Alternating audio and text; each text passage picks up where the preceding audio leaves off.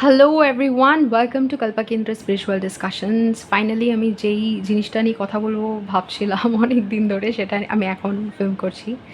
Kafi late, but then ঠিক আছে, finally তো আমরা কথা বলছি।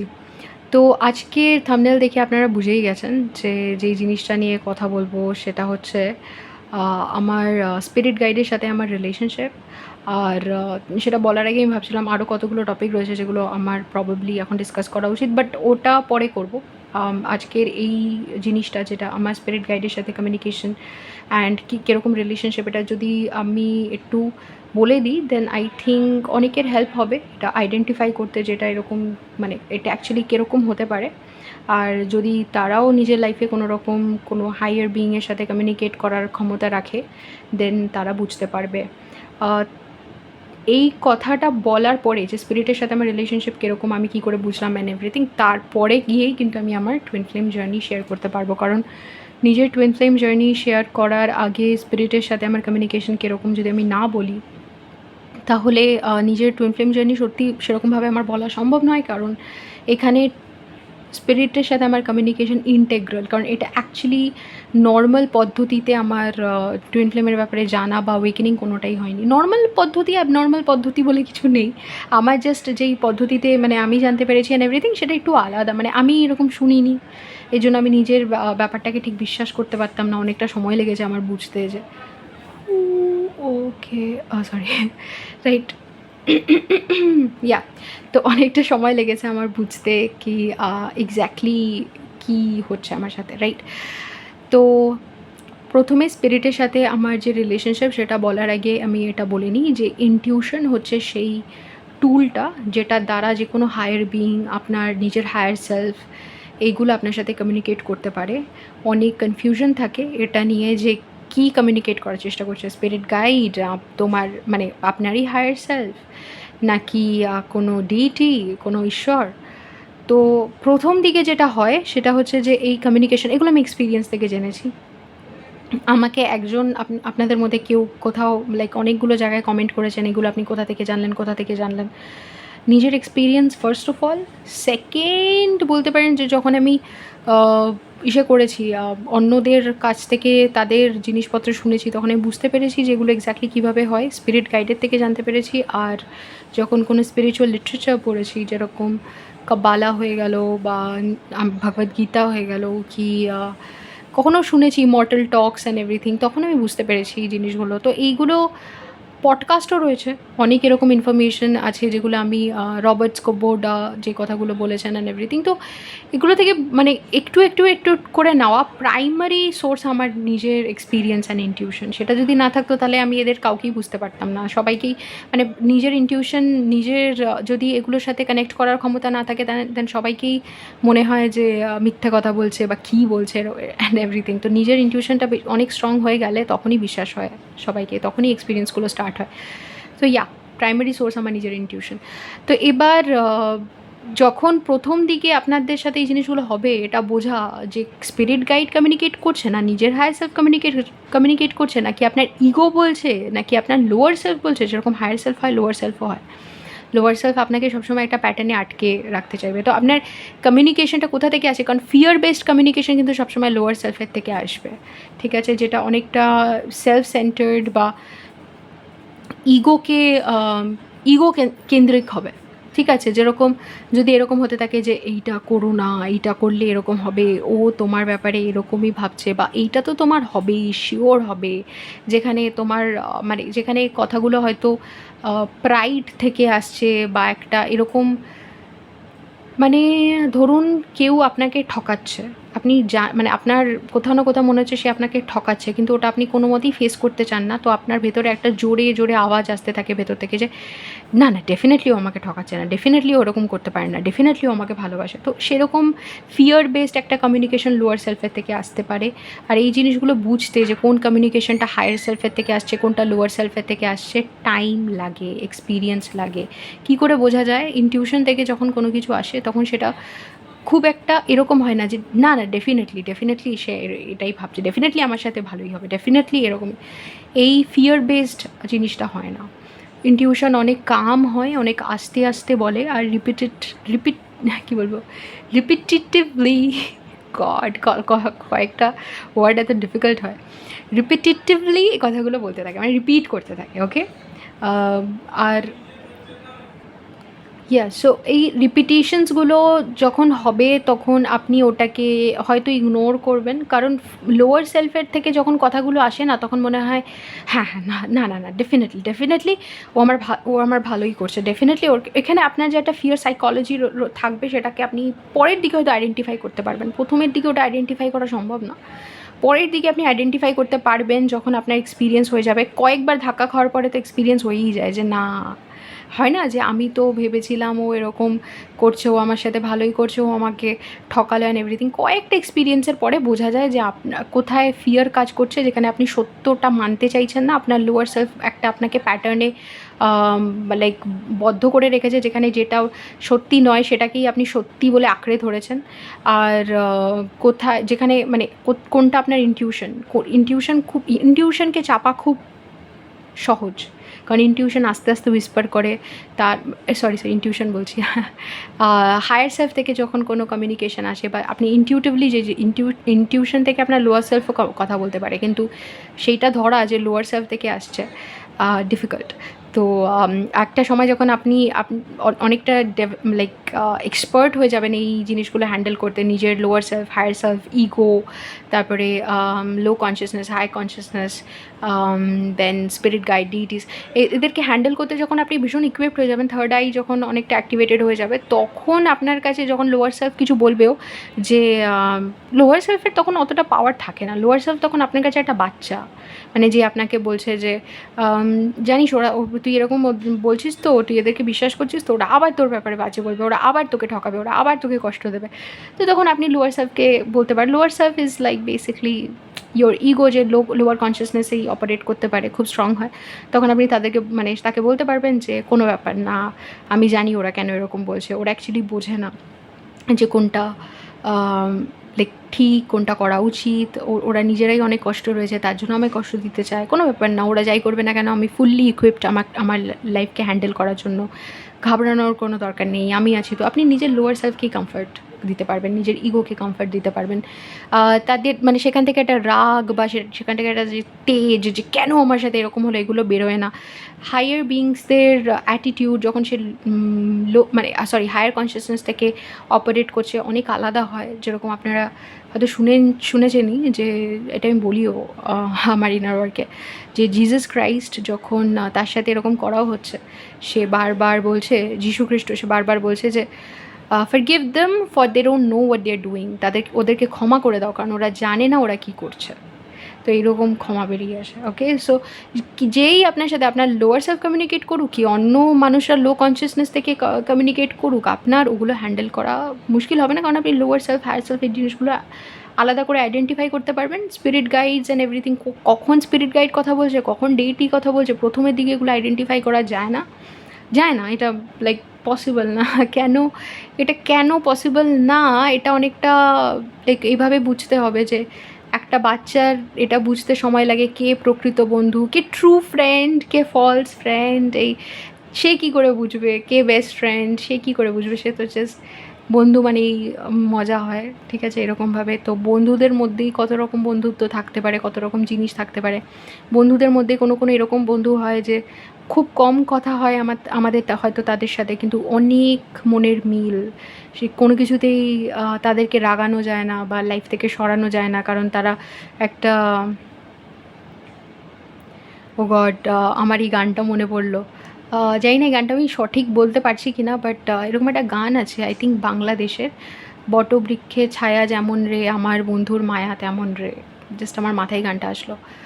তো ওরকম মানে বট গাছের ছায়া যেরকম লাগতে পারে, ওরকম বন্ধুদের, কোনো একটা বন্ধুর ফ্রেন্ডশিপ আপনার মনে হতে পারে, যদিও বা আপনার তার সাথে খুব একটা লাইক হয়তো কন্ট্যাক্ট নেই, হয়তো সোশ্যাল মিডিয়াতে তাকে নিয়ে অনেক পোস্ট নেই, কিন্তু আপনার যদি কখনো সত্যিই কষ্ট হয় বা মানে তাকে দেখলেই একটা আনন্দ হয়, বা সত্যি যদি আপনার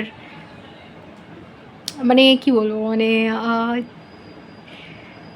কাউকে দেখানোর কোনো প্রয়োজন নেই, কিন্তু যখন বন্ধু বলে কাউকে ভাবেন তো তারই কথা মনে পড়ে, তো এরকমও জিনিসপত্র হয়। কিন্তু একটা বাচ্চাকে এই জিনিসগুলোকে বোঝানো যাবে না। ওরকমই স্পিরিট গাইড কখন কথা বলছে, ডিটি কখন কথা বলছে, কখন একটা হায়ার বিইং কমিউনিকেট করছে, সেই জিনিসগুলোও বোঝা মুশকিল প্রথমের দিকে। আস্তে আস্তে আস্তে আস্তে এটার ক্ল্যারিটি ডেভেলপ করবেই 7 চাকরা মেডিটেশন করতে করতে। তো আপনারা যখন আমাকে বলেন যে আমি এখন বুঝতে পারছি ওটা আমার স্পিরিট গাইড ছিল, আমি এখন বুঝতে পারছি ওটা আমার হায়ার সেলফ ছিল, আমি আমি ভেবেছি মনের কথা অ্যান্ড এভরিথিং, ওই আইডেন্টিফিকেশনগুলো সবসময় যে ইনটিউশন থেকে স্পিরিট গাইড কথা বলছে তা নয়, কখনো কখনো ডেটিসরাই কথা বলে। এবার আপনারা বলবেন যে যে কোনো দেবতা মানেই কি স্পিরিট গাইড? না, আমি বলেছি এটা আগের যখন স্পিরিট গাইডসদেরকে নিয়ে যে ডিসকাশনটা আমার আছে ওটা শুনে নেবেন। ওখানে আমি বলেছি যে অ্যাকচুয়ালি ইনটিউশনের থ্রুতে যে কোনো বিইং কথা বলতে পারে। স্পিরিট গাইড ইউজুয়ালি হওয়ার জন্য যে হিউম্যানসদের স্পিরিট গাইড যে হবে, যখন হিউম্যানসরা জন্মাচ্ছে তখন যে একটা স্পিরিট গাইড তাদের থাকবে, সে ইউজুয়ালি অ্যানসেস্টার বা কেউ হয় না। ওটা একটা স্পেসিফিক মানে একটা কোয়ালিফিকেশান আছে স্পিরিট গাইড হওয়ার জন্য। তার জন্য হতে পারে সে আপনার অ্যানসেস্ট্রিতে কখনো কোনো না কোনো সময় জন্মেছিল, কিন্তু সেটা মানে রিকোয়ারমেন্ট না। সে কারণ তারা বলে এটা যে এরকম কোনো বিষয় নেই যে আমাকে এখানে জন্মাতে হবে, মানে তোমার ফ্যামিলিতে জন্মেছিলাম বলে আমি এসছি অ্যান্ড এভরিথিং, ওরকম কোনো ব্যাপার নেই। তারা কোনো না কোনো কারণে আপনার সোলের সাথে জড়িয়ে পড়েছে, লাইক স্পিরিট ওয়ার্ল্ডের যে কোনো ডায়নামিকের জন্য, মেবি আপনার সোল ক্লাস্টার থেকে বিলং করে অ্যান্ড এভরিথিং, কোনো না কোনো কারণে ডেফিনেটলি আপনার সোলের সাথে রিলেটেড হবে। আনরিলেটেড স্পিরিট গাইডস আসে না, সোলের সাথে রিলেটেড স্পিরিট গাইড সে মানে কোনো না কোনোভাবে আপনার সাথে জড়িত। সে মানে কোনো না কোনোভাবে জড়িত বলতে আপনি হিউম্যান রিলেশনশিপই বোঝেন, কিন্তু হিউম্যান রিলেশনশিপের বাইরেও রিলেশনশিপ রয়েছে, ঠিক আছে?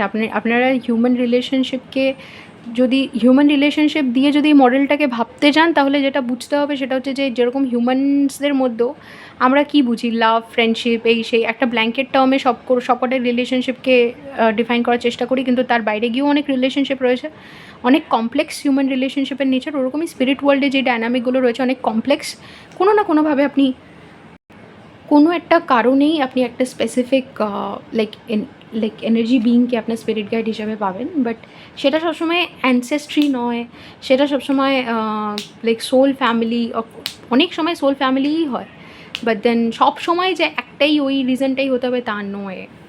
লাইক হতে পারে যেই প্ল্যানেটে আপনারা দুজনে একসাথে ছিলেন, বা যেই প্ল্যানেটে মানে স্টার সিড যাদেরকে বলে, যারা একটা পার্টিকুলার ক্লাস্টারে ধরুন কমফোর্টেবল অনেকবার জন্মে গেছে, তো তারা নিজেদেরকে স্টার সিড হিসাবে আইডেন্টিফাই করবে। মেবি তাদের অরিজিনটা অন্য কোনো প্ল্যানেটে হয়েছে, অন্য কোনো গ্যালাক্সিতে হয়েছে, তারা নিজেদেরকে ইউজুয়ালি লাইক স্টার সিড হিসাবে আইডেন্টিফাই করবে। তো হতে পারে ওই প্ল্যানেটে আপনাদের কোনো রিলেশনশিপ রইলো এরকম, কিন্তু যে কোয়ালিফিকেশানসগুলো দরকার স্পিরিট গাইড হওয়ার জন্য সেটা একটু ডিফারেন্ট। সেখানে হিউম্যান বার্থের ওপরে মাস্টারি থাকতে হবে, নইলে হিউম্যানকে গাইড সে করতে পারবে না। কারণ হিউম্যানকে গাইড করার জন্য যে লেভেল অফ কনসিয়াসনেসটা দরকার, সেটাকে রিচ করার জন্য হিউম্যান বার্থের কমপ্লিশন থাকতে হবে।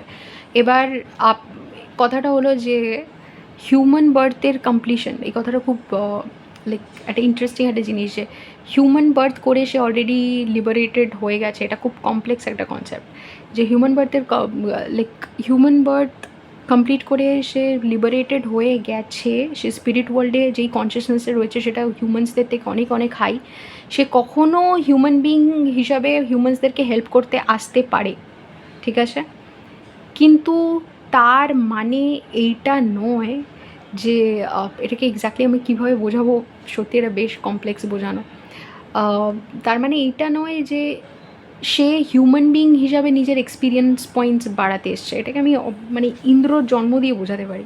মানে ধরুন ইন্দ্র এই পৃথিবীতে যদি জন্মায়, সে হিউম্যান বিইংসদেরকে কিছু একটা এক্সপিরিয়েন্স করাতে বা কোনো একটা ডিউটি ফুলফিল করতে, বা তারই কোনো একটা এক্সপিরিয়েন্সের জন্য সে জন্মাচ্ছে, নিজের সোল গ্রোথ বা অ্যাসেনশনের জন্য কিন্তু সে জন্মাচ্ছে না হিউম্যান রূপে। তার কনসিয়াসনেস অলরেডি অনেক হাই।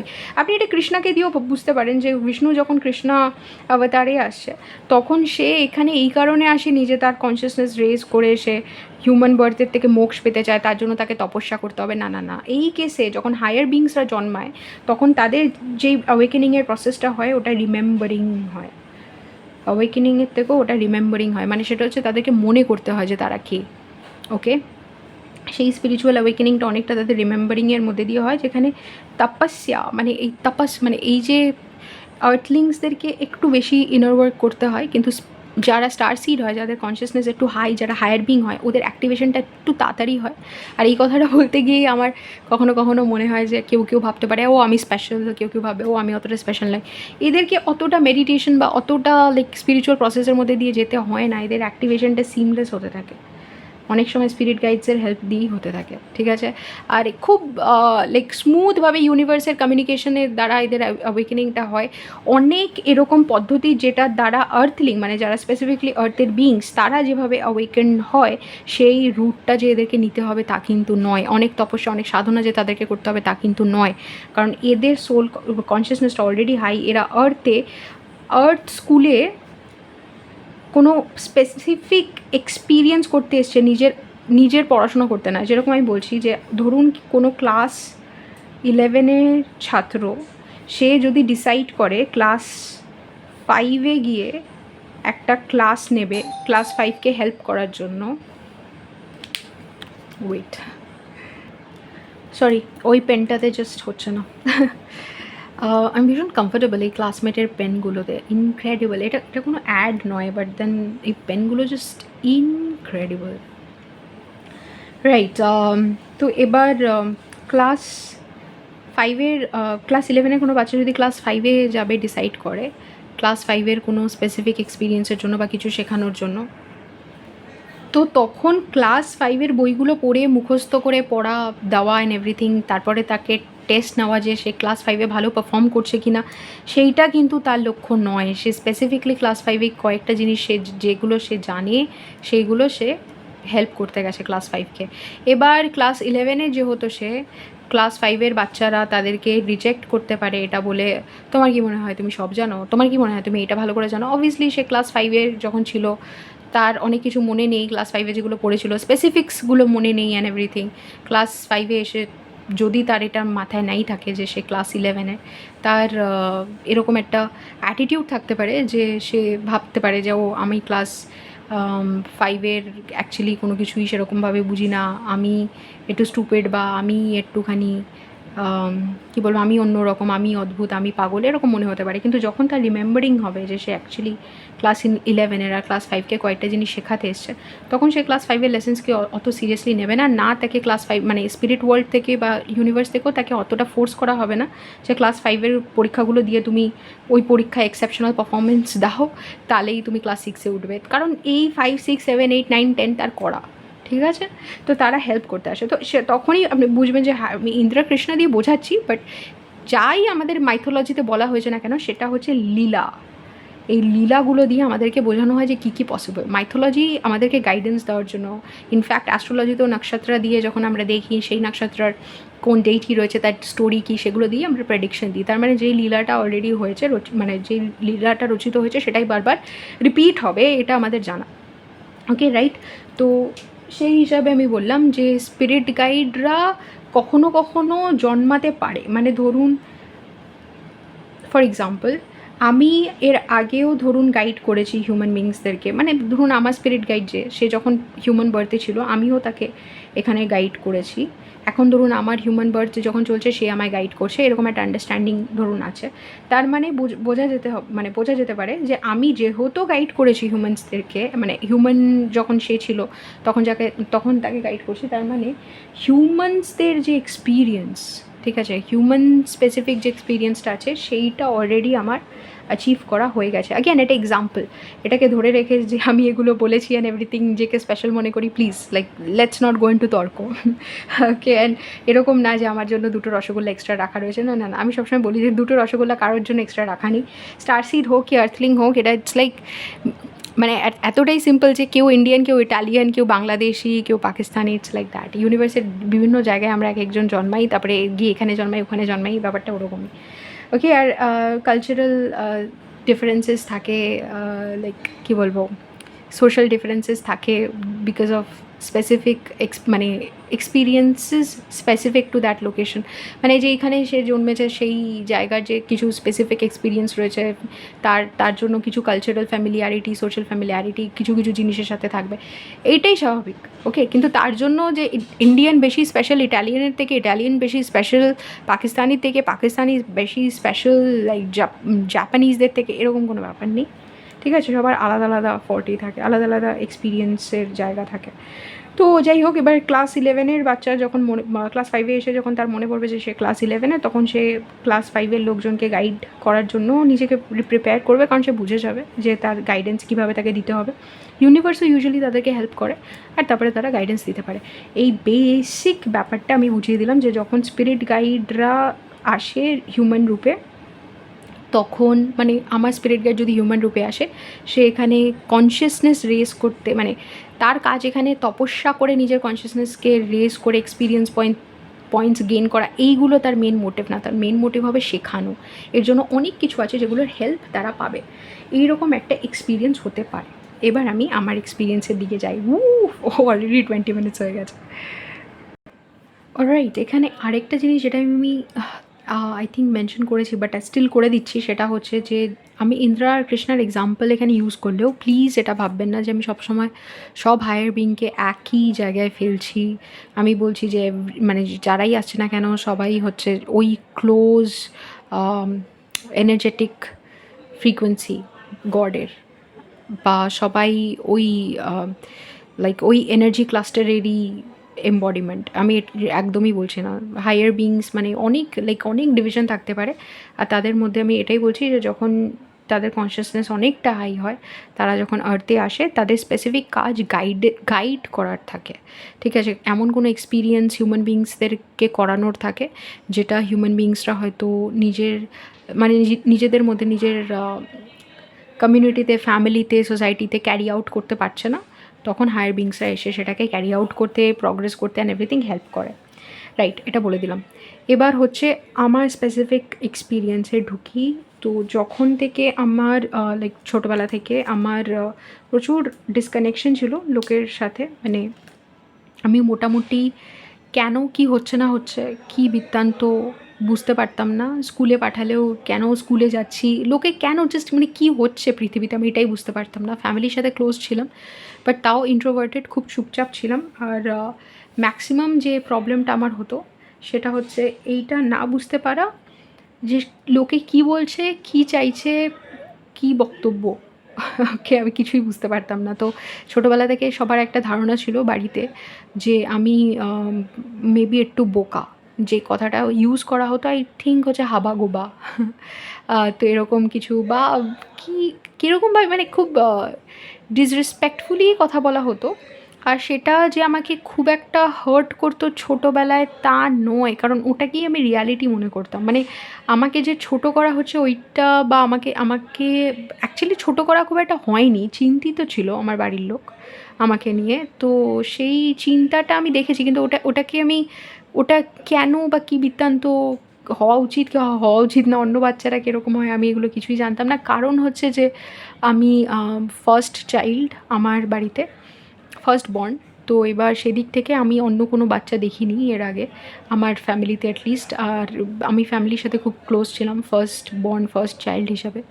আর সেখানে আমার বাবার কনসার্নটা এটাই ছিল কি আমাকে কী করে বেস্ট এডুকেশন অ্যান্ড এভরিথিং দেবে। হতে পারে মেবি আমার সব কিছু বুঝতে অ্যান্ড এভরিথিং একটু টাইম লাগে, বাট তার জন্য বাবা যে নিজের রেসপন্সিবিলিটিটা পুরো করবে না তা নয়। বাবা ভীষণ লাইক ছোটোবেলা থেকেই best upbringing, best school, best education এইগুলোর দিকে ফোকাসড ছিল। তো সেখান থেকে আমার যখন স্কুলে যাওয়াটা স্টার্ট হলো, আমি বাড়িতে তো খুবই খুশি ছিলাম, স্কুলে যাওয়া যখন স্টার্ট হলো, স্পেশালি স্কুলে গিয়ে যে একটা সবার মধ্যে একটা কীরকম একটা ভয়ের, একটা ডিসিপ্লিনের যে এনভায়রনমেন্ট ক্রিয়েট করা হয়েছিল, সেটাকে আমি একদমই বুঝতে পারতাম না। ওটাকে খুব ভয় লাগতো আমার। আর তখন থেকেই আই থিঙ্ক ডিসকানেকশন, ভয়, কান্নাকাটি, স্কুল যাব না, এই জিনিসগুলো স্টার্ট হলো। কেন স্কুল পাঠাচ্ছে এটাই বুঝতে পারতাম না। আর নিজের সাথে নিজের কমিউনিকেশন একটা স্টার্ট হলো, যেখানে আমি কান্নাকাটি করলে অ্যান্ড এভরিথিং, আমার ভেতর থেকে একটা আওয়াজ আমাকে বলতো যে কাঁদছো কেন, এই তো এক্ষুনি তুমি বাড়ি চলে যাবে, ওরা আসবে। আমি আমি তখন বলতাম ওরা আসবে মানে আমার আমার মানে বাড়ির লোক আসবে। আমি বলতাম, "না, না ওরা আসবে না।" আর ও সে আওয়াজটা আমাকে হয়তো বলতো যে আসবে অ্যান্ড এভরিথিং। এইভাবে কমফর্ট একটা সুদিং একটা আওয়াজ, ওটা আমি ছোটোবেলা থেকেই ফিল করতে পারতাম। তো সেটাকে সেরকম আই থিঙ্ক আপনারা অনেকেই মনে করেছেন, আমিও মনে করতাম সেটা আমারই, লাইক আমি কখনো ভাবিনি অনেস্টলি ওটা কী।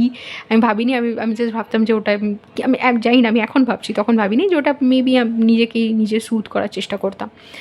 তো যখন ছোটোবেলায় টার্নিং পয়েন্টটা এটা হয়, টার্নিং পয়েন্ট পরে বলছি। প্রথমে তো যেই জিনিসটা হয় সেটা হচ্ছে যে আমি খুব ছোটোবেলায় একটা যখন একা একা খেলতাম, কারণ আমার বাবা মা আমার বাড়ির লোক কখনো অ্যালাউ করতো না বাইরে গিয়ে খেলার জন্য। সেখান থেকে মানে আমার আপব্রিঙ্গিং খুব আদরে হলেও যে যখনই কোনো কিছু চাইতাম, মানে একটা টেডি বিয়ার চাইলে একটা বড় টেডি বিয়ার, একটা ক্যারাম বোর্ড চাইলে একটা বড় ক্যারাম বোর্ড, এগুলো এনে দিল। আমার খেলার যেহেতু কোনো সঙ্গী ছিল না সেরকমভাবে, আমি জানলা দিয়ে দেখতাম যে অন্য বাচ্চারা খেলছে, আর আমার খুব ইচ্ছা করতো যে আমি যাতে তাদের সাথে খেলি। কিন্তু আমি এক্সট্রোভার্টেড ছিলাম না, আমি খেলতেও পারতাম না, আমি খুব একটা এক্সপ্রেসও করতে পারতাম না, বন্ধুত্ব করতে পারতাম না। তো যে জিনিসটা হয়েছিল সেটা হচ্ছে, আমি যাদের সাথে ইনার ওয়ার্ক করি তারা অনেকে আমাকে এই কথাগুলো বলে, মানে তাদের সাথেও কখনো কখনো আমার লাইফের অনেকের সাথে অনেক জায়গায় মিল থাকে। তো আমি বুঝি, আমি আমি তখন তাদেরকে বলি যে মেবি যখন আমি আমার স্টোরি শেয়ার করবো তখন আপনারা বুঝবেন কীরকম মিল আছে। তো এখন হয়তো আপনারা বুঝতে পারবেন। তো যখন আমি ছোটোবেলায় খেলতাম একা একা, তখন খুবই একা লাগতো। তখন আমার মনে আছে যে একটা ছেলেকে আমি কল্পনা করতাম, আমারই এজের ছেলে। সে যে একটা ছেলে আমি সেটা বুঝতাম। আর সে আমাকে অ্যাজ ইফ নিজের মধ্যেই আমি শুনতে পেতাম, সে আমাকে বলছে, "আমি খেলছি তোমার সাথে। তুমি একবার আমার জন্য লুডো কি ক্যারম বোর্ড হয়ে গেল, লাইক তুমি একটা গুটি মারো, আমি আমার মানে আমার জন্য একটা গুটি মারো, তোমার জন্য একটা গুটি মারো।" এরকমভাবে আমাকে মানে আমার সাথে খেলা করা বা এনগেজ করা, এই জিনিসগুলো হতো। কিন্তু সেইটা আমি অ্যাওয়্যার ছিলাম যে এটা আমারই ইমাজিনেশন। ঠিক আছে? মানে এটা আমিই কল্পনা করছি নিজের সাথে নিজে খেলার জন্য। এটাকে আমি মানে আলাদা কিছু মনে করিনি। কিন্তু ওই ফিলিংটা খুব প্রমিনেন্ট ছিল। কারণ ওই ফিলিংটা আমাকে খুব কমফর্ট দিত। খুব, খুব খুশি হতাম আমি ফিলিংটাতে। আর নিজে যখন খুব একা ফিল করতাম, যখন সবাই এটা নিয়ে, স্পেশালি আমার বাবা এটা নিয়ে চিন্তিত হতো যে আমি কোনো কিছু গ্রাস্প করতে পারছি না, বা মেবি আমি অন্যদের মতো শার্প নই, স্মার্ট নই। তখন কখনো, কখনো মনে আছে ছোটোবেলায় একটা পেইন হতো। সে কষ্টটা কেন হচ্ছে আমি বুঝতাম না। কারণ আমি তো মানে অন্য বাচ্চারা কীরকম আমার কী ধারণা আছে। আমি স্কুলে গিয়ে দেখতাম অনেকে অ্যাপ্রিশিয়েটেড হচ্ছে, অনেক বাচ্চাকে দেখে আমাকে বলা হতো, "দেখেছিস ও কীভাবে লিখেছে, দেখেছিস ও কীভাবে বলছে অ্যান্ড এভরিথিং।" তো তখন আমি কম্প্যারিজনে বুঝলাম যে কী হতে বলা হচ্ছে। বাট তার আগে তো আমার খুব একটা ধারণা ছিল না যে আমি কীরকম আর অন্যরা কীরকম। তো যখন এই ধারণাগুলো হচ্ছে, তো তখন একটা কষ্ট হতো যে আমি সত্যিই মেবি এতটা স্টুপিড। তো তখন আমার ভেতর থেকে একটা আওয়াজ আমাকে বলতো যে, "তুমি কষ্ট পেও না, ওরা জানে না তুমি কে।" আমি যখন বলতাম, মানে কখনো কেঁদে দিতাম আর বলতাম যে আমি আমি তো স্টুপিড, আমি তো বুঝি না, আমি তো বোকা। তো তখন কোনো একটা আওয়াজ আমাকে বলতো যে, "কে বলেছে তুমি স্টুপিড? আমি কি বলেছি তুমি স্টুপিড? আমি কখনো বলেছি?" তো তখন আমি কাঁদতাম, বলতাম, "ওরা বলে, ওরা", মানে আমার বাড়ির লোকের কথা বলতাম, "ওরা বলে, ওরা মানে ওরা মানে ওরা আমাকে বলেছে।" তো তখন ওই আওয়াজটা আমাকে বলতো, "আমি কি বলেছি? আমি বলেছি কখনো?" তো তখন আমি মানে জাস্ট ওইটার সাথে কমিউনিকেট করতাম, "না তুমি তো বলোনি।" তখন বলতো, "ওকে, আমি যখন বলিনি", আওয়াজটা আমায় বলতো, "আমি যখন বলিনি তখন তোমার এগুলো মানার কোনো দরকার নেই।" তখন আমি মানে আওয়াজটাকে যদি জিজ্ঞেস করতাম, "তাহলে আমি এখন কী করবো? আমি তো কিছুই পারি না।" তো তখন ওই আওয়াজটা আমাকে বলতো, "তুমি খেলো, তুমি এনজয় করো।" আমি বলতাম, "আমার পরীক্ষা, আমার কিচ্ছু পড়া হয়নি অ্যান্ড এভরিথিং।" তো আমাকে সেই আওয়াজটা বলতো যে, "তোমায় কিচ্ছু পড়তে হবে না, তোমায় কিচ্ছু করতে হবে না, তুমি জাস্ট খেলো, এনজয় করো।" এটা অনেক বছর চলেছে। তো এবার এই যে একটা আওয়াজ যেটা আমাকে বলছে তুমি জাস্ট খেলো, এনজয় করো। একটা জিনিসের উপরে সে খুব আওয়াজটা খুব ফোকাস করতো, সেটা হচ্ছে ক্রিয়েটিভ রাইটিং। ক্রিয়েটিভ রাইটিং, সেটাও ইংলিশে। ইংলিশের ফোকাসটা অ্যাকচুয়ালি আমার বাড়ি থেকেও ছিল। যেহেতু বাড়ির লোকের মনে হতো যে মেবি বিকজ আমার মানে আমি ফার্স্ট বর্ন চাইল্ড যাকে ইংলিশ মিডিয়ামে পড়ানো হচ্ছে, তো তাদের মনে হতো যে আমার ইংলিশটা উইক হবে। তো ভীষণ ফোকাস করা হলো ইংলিশের ওপরে। এত ফোকাস করা হলো, আর যেহেতু আমার লাইক ইনটিউশনও আমাকে কনস্ট্যান্টলি যে আওয়াজটা আমি ভেতরে কানেক্ট করতে পারতাম যে আওয়াজটার সাথে, সেও খালি বলতো যে ক্রিয়েটিভ রাইটিংয়ের ওপরে তোমাকে মানে তোমাকে ভালো লিখতে হবে, আর ইংলিশেই লিখতে হবে, এটাই তোমার ফোকাস হবে, তুমি এইটুকু করো, আর কিছু তোমায় করতে হবে না। তো যাই হোক, আল্টিমেটলি আই থিঙ্ক কোনো একটা টিচার ক্লাস 3-তে ডিসকভার করে যে আমি প্রচণ্ড শার্প। এটা খুব একটা অদ্ভুত একটা ডিসকভারি ছিল আমার বাড়ির লোকের জন্য, কারণ কেউ আমাকে শার্প বলছে, ইন্টেলিজেন্ট বলছে, এটা এটা লাইক তখন তো খুবই অদ্ভুত ছিল। তো যাই হোক, সে তার কাছে আমাকে পড়তে পাঠানো হয়, আর সে সামহাউ বলে যে এর তো মাথা খুব ভালো, একে তো যা বোঝাই এ তো পুরো একবারে ধরে নেয়, এর তো ভীষণ ইমাজিনেশন, ভীষণ স্ট্রং। আমি কথাগুলো শুনে মানে ফার্স্ট টাইম হয়তো আমাকে কেউ অ্যাপ্রিসিয়েট করছে, তাও আবার পড়াশুনোর জন্য। তো আমি অবাক হয়ে গেলাম সে কী বলছে এগুলো শুনে। ইনফ্যাক্ট সে আমার বাবাকে ডেকে ডেকে দেখায় যে এই যে জিনিসগুলো আমি বলেছি ও পুরো এক্স্যাক্ট ওরকমভাবে করেছে, মানে যেরকম আমি বলেছি অ্যান্ড এভরিথিং। তাতে আমি বুঝতে পারলাম যে এতদিন ওকে যে গাইড করেছে সেই গাইডেন্সটা ওর ভুল ছিল, কারণ বাচ্চা তো খুবই শার্প, ঠিক আছে, ও ঠিকঠাক গাইডেন্স পায়নি। আপনারা ওকে এমন কোনো টিচারের কাছে দেনই যে ওকে বলতে পারবে যে ও মানে কীভাবে ইমপ্রুভ করবে। তো আমি কথাগুলো শুনছিলাম, তো সে মোটামুটি আমাকে গাইড করে, আর সে মানে বাবা অবভিয়াসলি বলে যে আপনি যদি মানে মনে করেন যে আপনি পারবেন ওকে ভালো করে পড়াতে, প্লিজ বি মাই গেস্ট। তো এবার তারপরে সে আমাকে বোঝাতে স্টার্ট করে। এইটা হলো ক্লাস 3-তে আমার টার্নিং পয়েন্ট, যখন সে আমাকে বোঝায় যে আমি এতদিন যা যা পড়েছি, যেগুলো আমাকে মুখস্থ করানো হয়েছিল উইদাউট টেলিং মি যে এগুলোর মিনিং কী বা কীভাবে মিনিং ইন্টারপ্রেট করতে হয়। যেহেতু আমার ফ্যামিলিতে কেউ কখনো লাইক ইংলিশে কথা বলতো না, আমি ইংলিশে কমিউনিকেশন ধরতে পারতাম না, ইংলিশ মিনিংগুলো ধরতে পারতাম না। ক্লাস 3 পর্যন্ত আমার যে কমিউনিকেশন, মানে আমি মানে জাস্ট সাউন্ড মুখস্থ করে পরীক্ষা দিতাম, যে এইটা এটা ওরকম মুখস্থ করানো হতো। কী পদ্ধতি ছিল আমি এখনও জানি না, বাট দেন অনেকে এটা ফেস করে আমি জানি, স্পেশালি যারা বাড়িতে বাংলায় কমিউনিকেট করে, ইংলিশ মিডিয়াম স্কুলে পড়ে, তাদের এই প্রবলেমটা হয়।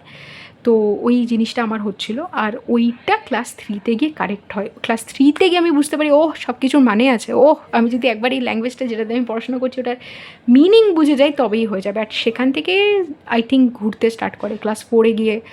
ক্লাস 3-তেই অ্যাকচুয়ালি আমার দারুণ রেজাল্ট হয়, দারুণ মানে অ্যাকচুয়ালি ওই স্ট্যান্ডার্ডে, মানে আমি যেরকম স্ট্যান্ডার্ডে পারফর্ম করছিলাম সেই স্ট্যান্ডার্ডে তো দারুণ, মানে প্রায় র্যাঙ্ক হোল্ডার্সদের কাছাকাছি চলে যাই আমি ফেল করার পর্যায়ে থেকে। আমার বাড়িতে সবাই তখন শকড হয়ে যায় যে এটা আবার কীরকম রেজাল্ট। আর ওই টিচারটা ভীষণ পপুলার হয়ে যায় আমাদের লাইক আশেপাশে, যে এটা কী করে ও মানে সেই বাচ্চাটা কীরকম ছিল আর কীরকম হয়ে গেল। তখন ওই মানে ওই টিচারের সাথে এখনও আমার লাইক ভালো কন্ট্যাক্ট। সে এই জিনিসটা বলতে স্টার্ট করে যে আমি কতটা শার্প, যেটা খুব শকিং ছিল সবার জন্য, কারণ সে ফার্স্ট যে আমার ক্রিয়েটিভ এবিলিটি অ্যান্ড এটা বুঝতে স্টার্ট করছে যে আমার ক্রিয়েটিভ এবিলিটি আছে।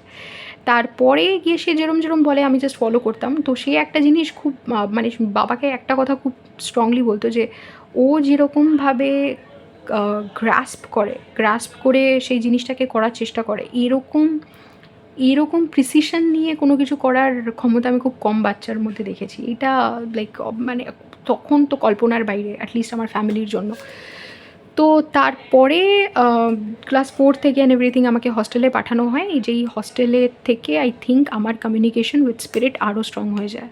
ক্লাস 3-তে আমার কমিউনিকেশন একটু উইক ছিল, কারণ আই থিঙ্ক আমি যখন ক্লাস 3-তে তখন আমার ওই 2-3 তখন আমার ভাইও জন্মাচ্ছে অ্যান্ড এভরিথিং। তো আমার ভাই প্রিম্যাচিওর বেবি হওয়াতে একটু ফোকাস সব কিছু এলোমেলো হয়ে যাওয়াতে আই থিঙ্ক ওই টাইমটা ক্লাস 3-4 আমার মনে হয় স্পিরিটের সাথে কমিউনিকেশন একটু উইক ছিল। তারপর যখন আমাকে হস্টেলে পাঠিয়ে দেওয়া হয় জাস্ট বিকজ আমার ভাই প্রিম্যাচিওর বেবি, হয়তো আমার মা আমার জন্য অতটা কেয়ার করতে পারবে না, বাবা ভীষণ কনসার্ন ছিল আমার আপব্রিঙ্গিং নিয়ে। তো তখন থেকে যেটা হয় যে আমাকে যে হস্টেলে পাঠানো হয় রামকৃষ্ণ বিবেকানন্দ মিশন, ওইখানে মা কালীর একটা মন্দির রয়েছে। সব রামকৃষ্ণ মিশনেই আই থিঙ্ক থাকে, আমি জানি না সব রামকৃষ্ণ মিশনে আই থিঙ্ক থাকে। তো এবার সেই মা কালীর মন্দিরেই আমাদেরকে প্রার্থনা করতে যেতে হতো দুবেলা, ওখানেই আমার মা কালীর সাথে কমিউনিকেশনও স্টার্ট হয়। তো আমি জাস্ট নিজের মতন করে কমিউনিকেট করতাম, বুঝতে পারতাম না কী করছি না করছি। অনেক বড় হয়ে গিয়ে আমি রিয়ালাইজ করেছি যে বিকজ ওটা মা কালীর মন্দির ছিল আমার বাবা, পরে গিয়ে আমি যখন থার্ড আই থেকে জিনিসগুলো দেখি আমি বুঝতে পারি যে আমার বাবা ওখানে গিয়ে বারবার মা কালীর কাছে এটা বলে আসতো যে সে যাতে আমাকে দেখে, বিকজ বাবা নিজে মা কালীর ভক্ত। তো এগুলো তো আমি তখন জানতাম না, তখন আমার ধারণা হচ্ছে আমার ফ্যামিলি আমাকে অ্যাব্যান্ডন করে ওখানে পাঠিয়ে দিয়েছে। ফ্যামিলির সাথে আমি ভীষণই ক্লোজ ছিলাম, ওটা আমার জন্য বিশাল বড় একটা ধাক্কা ছিল। তো ফ্যামিলি থেকে ডিসকানেক্টেড হয়ে গিয়ে আমি স্পিরিটের সাথে কমিউনিকেশন আই থিঙ্ক তখন আরও বেশি স্ট্রং হয়ে যায়। কিন্তু ওটা যে স্পিরিটের সাথে কমিউনিকেশন ওটা আমি বুঝতাম না। আমি যেটা ভাবতাম সেটা হচ্ছে আমি একা সো যেই কমিউনিকেশনটা আমার স্টার্ট হয় নিজের সাথে, প্রথমত অনেক কষ্ট, অনেক কান্নাকাটি। ওখানেই আমার ফিয়ার অফ অ্যাবান্ডনমেন্ট জন্ম নেয়। ফিয়ার অফ অ্যাবান্ডনমেন্ট যদি আপনারা না জেনে থাকেন তাহলে এটাকে গুগল করে নিতে পারেন। ফিয়ার অফ অ্যাবান্ডনমেন্ট, এটা হচ্ছে ইস্যু যেটা আমার জন্ম নেয়। সেখান থেকে দুটো যে জিনিসের টার্ন নিতে পারে একটা মানুষ অ্যাবান্ডনমেন্টের থেকে, মানে পেনের সাথে কোপ করতে গেলে। কারণ যেই পেনটা আমার হয়েছিল এটা সাংঘাতিক পেন, ঠিক আছে? আমি 15 দিন একটানা হয়তো ঘুমোতে পারিনি, কান্নাকাটি করতাম। তো হয়তো ওই হস্টেলে আমার যা কান্নাকাটি করার রেকর্ড আছে কারণ নেই। তো এবার ফিয়ার অফ অ্যাবান্ডনমেন্ট থেকে নয় নার্সিসিজমের দিকে টার্ন নিতে পারে জিনিসটা। আই এম প্রিটি শিওর আমি স্পেলিংটা ভুল লিখেছি। ওকে, আর এখান থেকে কোডিপেন্ডেন্সির দিকে টার্ন নিতে পারে, মানে যে কোনো একটা দিকে টার্ন নেবে যদি হিল না করা হয়। ফিয়ার অফ অ্যাবান্ডনমেন্ট কখনই এটা ব্যালেন্স জায়গায় আসবে না। ট্রমা থেকেই এই জিনিসগুলো জন্ম নেয়। আমার ফিয়ার অফ অ্যাবান্ডনমেন্টের ট্রমা ছিল যে আমাকে ছেড়ে চলে যাওয়া হবে। তো ওই যে ছেড়ে চলে যাবে, যে কেউ একটা ছেড়ে চলে যেতে পারে, কারণ আমাকে তো ছেড়ে চলে যায়, আমি স্পেশাল নই, আমাকে ছেড়ে চলে গেছে আমার ফ্যামিলি, আমি স্পেশাল হলে ছেড়ে যেত না, এরকম একটা আন্ডারস্ট্যান্ডিং ডেভেলপ হয়। তো যেহেতু প্রচণ্ড স্ট্রং ছিল ওই পেনটা, আমার যে ইনার ভয়েস তো কোনোদিনও আমাকে মানে আমার সাথে কমিউনিকেট করা ছাড়েনি। ইনফ্যাক্ট আমার যে জিনিসটা হতো, আমি একা থাকতে খুব পছন্দ করতাম, আর যদি ওই কমিউনিকেশনটা আমি মানে নিজের সাথে নিজে ওই কথা বলাটা না করতাম তাহলে আমার অনেক সমস্যা হতো। সমস্যা মানে আমার ভাল লাগতো না, আমি রেগে যেতাম, লাইক মনে হতো যে দূর সবাই চলে যাক, আমি একটুখানি নিজের সাথে একা থাকি, এরকম মনে হতো। তো ফার্স্টে ওই পেন থেকে তো আই থিঙ্ক অনেক প্রবলেমস হয়, যেখানে খালি মানে এটা মনে হয় যে আমি স্পেশাল নই, আমাকে এখান থেকে কেউ নিয়ে যাবে না, মানে আমি এখানে স্টাক। তারপরে মনে হলো যে না, আমার ফ্যামিলি যাতে আমাকে না ভাঙতে পারে, আমাকে ভীষণ স্ট্রং হতে হবে, কারণ আমার ফ্যামিলি তো আমাকে বারবার হার্ট করবে। তো আমি এত স্ট্রং একটা পার্সোনালিটি হয়ে যাব যাতে আমাকে কেউ না হার্ট করতে পারে, কেউ আমাকে হার্ট করার আগে আমি তাদেরকে হার্ট করবো, নার্সিসিজমে। তো এটা জন্ম নিচ্ছিল জাস্ট। বাট তখন স্পিরিটের সাথে যে কমিউনিকেশনটা আমার থাকে, স্পিরিট আমাকে বলতে থাকে যে তোমার এত কষ্ট, তুমি এই কষ্টগুলো কেন লাইক কেন ভাবছো? তুমি ওইটা ভাবো না, তোমার যেটা ভাবলে তোমার ভাল লাগে ওইটা ভাবো, তোমার বেস্ট লাইফ নিয়ে ভাবো। তখন আমি ভাবতাম আমার বেস্ট লাইফ কী? বলো, ভাবো না, তোমার যদি বেস্ট লাইফ হতো তাহলে কীরকম হতো, তুমি কী কী করতে? তো আমি ওইগুলো ভাবতে স্টার্ট করতাম। তো আমি দেখতাম কি আমি প্রচণ্ড অ্যাপ্রিশিয়েটেড হচ্ছি লোকের দ্বারা, কোনো একটা পাবলিক একটা পার্সোনালিটি রয়েছে আমার। লোকজন কিসের জন্য আমাকে অ্যাপ্রিশিয়েট করছে আমি জানি না, বাট দেন সবাই বলছে যে আমি প্রচণ্ড ইন্টেলিজেন্ট অ্যান্ড এভরিথিং। ওটা আমি ভাবতাম আমার নিজের কল্পনা, মানে আমার খুব আনন্দ হতো ওগুলো ইম্যাজিন করতে। তো আমি জাস্ট নিজে ডেস্কের ওপরে মাথা রেখে ওগুলো ইম্যাজিন করতে থাকতাম। আর যা চাই আমাকে বলতো, তুমি যা চাও ওগুলো ইম্যাজিন করো না। তো তুমি দেখো এইখানে তুমি রয়েছো, তুমি নয় তোমার বাড়ির ব্যাপারে ভেবে, লোকজনের ব্যাপারে ভেবে কষ্ট পেতে পারো, নয় তুমি অ্যাকচুয়ালি একটা ভালো টাইম কাটাতে পারো। তুমি যাই করো না কেন, বেসিকলি এটা ম্যাটার করে না তুমি কী করছো। তোমার মানে তুমি চাইলে কেঁদে টাইম কাটাতে পারো, তুমি আনন্দ করে টাইম কাটাতে পারো, তোমাকে এই টাইমটুকু কাটাতেই হবে। এবার তোমার ওপরে যে তুমি এটা কষ্ট করে কাটাতে চাও নাকি আনন্দ করে কাটাতে চাও। ধরো মানে ধরে নিন আমি কোনো ক্লাসে রয়েছি, সেখানে ক্লাসের লেকচার শুনতে শুনতে আমি লাইক বোর হয়ে গেছি, ওখান থেকে ডিসকানেক্ট করতে চাইছি। তো তখনই আমার ব্রেন আমাকে বলতো যে এই ক্লাসের লেকচারটাকে ইন্টারেস্টিং বানানোর জন্য তুমি তোমার বেস্ট লাইফের ব্যাপারে ভাবো, ভুলে যাও টিচার কী ভাবছো। তো আমি বেস্ট লাইফ কল্পনা করতে স্টার্ট করতাম, আকাশ কুসুম অ্যান্ড এভরিথিং। সেইখানে একটা ইম্যাজিনেশনে আস্তে আস্তে আমার একটা ছেলেও আসতো। এই সময় আমি বলে দিই, এই ছেলের যে ইম্যাজিনেশন, ওই যে বাচ্চা ছেলের যে ইম্যাজিনেশন যে আমার সাথে খেলতো, এই ইম্যাজিনেশনটা আমার হয়তো ক্লাস 4-5, আমি হস্টেলে যাই ক্লাস 4-5 অবধি ছিল, যেখানে আমি হস্টেলে খুব কষ্টে যদি থাকতাম, যখন মনে হতো কোনো মানে কেউ নেই আমার সাথে কথা বলার জন্য, খেলার জন্য। তো তখন ওই ছেলেটা আমাকে বলতো আমি তো রয়েছি, আমার সাথে খেলো অ্যান্ড এভরিথিং। তো আমি ওর সাথে কাটাকুটিও খেলতে পারতাম, আর আমি ওর সাথে একটা কমিউনিকেশন করতে পারতাম কি এটা এরকম, ওটা ওরকম, দেখো আমি এটা, মানে একটা প্রপার বন্ধুর মতো কমিউনিকেশন।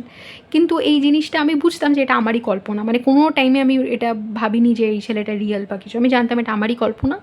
আর আমি যখন ওই ছেলেটাকে, মানে ওই ছেলেটার কোম্পানি আমার ভীষণ ভালো লাগতো, তো আমি তখন ওকে যখন কখনো কখনো বলতাম আচ্ছা আমার যখনই তোমাকে লাগবে তুমি তখনই আসবে, তখন আমাকে বলতো হ্যাঁ আমি আসবো। তখন আমি বলতাম যখন আমার দরকার তখনই, বলছে হ্যাঁ তখনই। তখন আমি বলতাম এটা কি, মানে যখন আমি বলবো তুমি তখনই চলে আসবো, হ্যাঁ তখনই চলে আসবো। তো এইরকম কমিউনিকেশন হতো। বাট দেন 4-5 পরে কী হলো, আমি বড় হয়ে গেছি আর এই এপিসোডগুলো আমি পুরো ভুলে গেছি। ঠিক আছে, ভুলে গেছি মানে আমি এগুলো নিয়ে আর কখনো ভাবিনি। ওকে, সত্যিই ভাবিনি। এখন বলছি কারণ আমি পরে গিয়ে আমাকে এগুলো মনে করানো হয়, কিন্তু আমি এগুলো ভাবিনি। তো পরে যখন 6-7-8 বন্ধুদের সাথে লাইক অনেকটা ক্লোজ হয়ে যাচ্ছে। আমি 4 থেকে 8 থাকি হস্টেলে। বন্ধুদের সাথে যখন অনেকটা ক্লোজ হচ্ছি তখন বেস্ট লাইফের ভিজুয়ালাইজেশনই আমার মেনলি হতো, আর স্পিরিট আমাকে ভীষণ ফোকাস করতে বলতো একটাই সাবজেক্টের ওপরে, সেটা হচ্ছে এটা যে স্পিরিট আমি তখনও জানতাম না। আমি জাস্ট বলছি মানে আমার যে ইনার ভয়েসটা ছিল সেটা আমাকে ফোকাস করতে বলতো ইংলিশ আর ক্রিয়েটিভ রাইটিংয়ে। সে আমাকে শেখায় যে কীভাবে ক্রিয়েটিভ রাইটিং করতে হয়, কীভাবে অন্যদের থেকে স্ট্যান্ড আউট করতে হয়, আর কীভাবে কথা বলতে হয়, কোনো একটা জিনিস প্রেজেন্ট করতে হয়। ইনফ্যাক্ট আমি সাবজেক্টসও যখন বুঝতে পারতাম না, আমার এরকম হতো আমি যে হিউম্যান বিংসরা যখন কোনো কথা বলে আমার বুঝতে অনেক টাইম লাগে, মানে আমি ওই জিনিসটা ঠিক ক্যাচ করতে পারি না। তো তখন আমাকে ওই ইনার ভয়েসটা বলতো, কী বুঝতে পারছো না? আমি খুব প্যানিক করে যেতাম যে আমি বুঝতে পারছি না, কী বলছে, কেউ কিচ্ছু বুঝতে পারছি না। তো তখন ইনার ভয়েসটা বলতো, কী বুঝতে পারছো না তুমি? তখন আমি বলতাম যে আমি না এখানে কী বলছে, এই সাবজেক্টে কী আছে, এই চ্যাপ্টারে কী আছে কিছু বুঝতে পারছি না।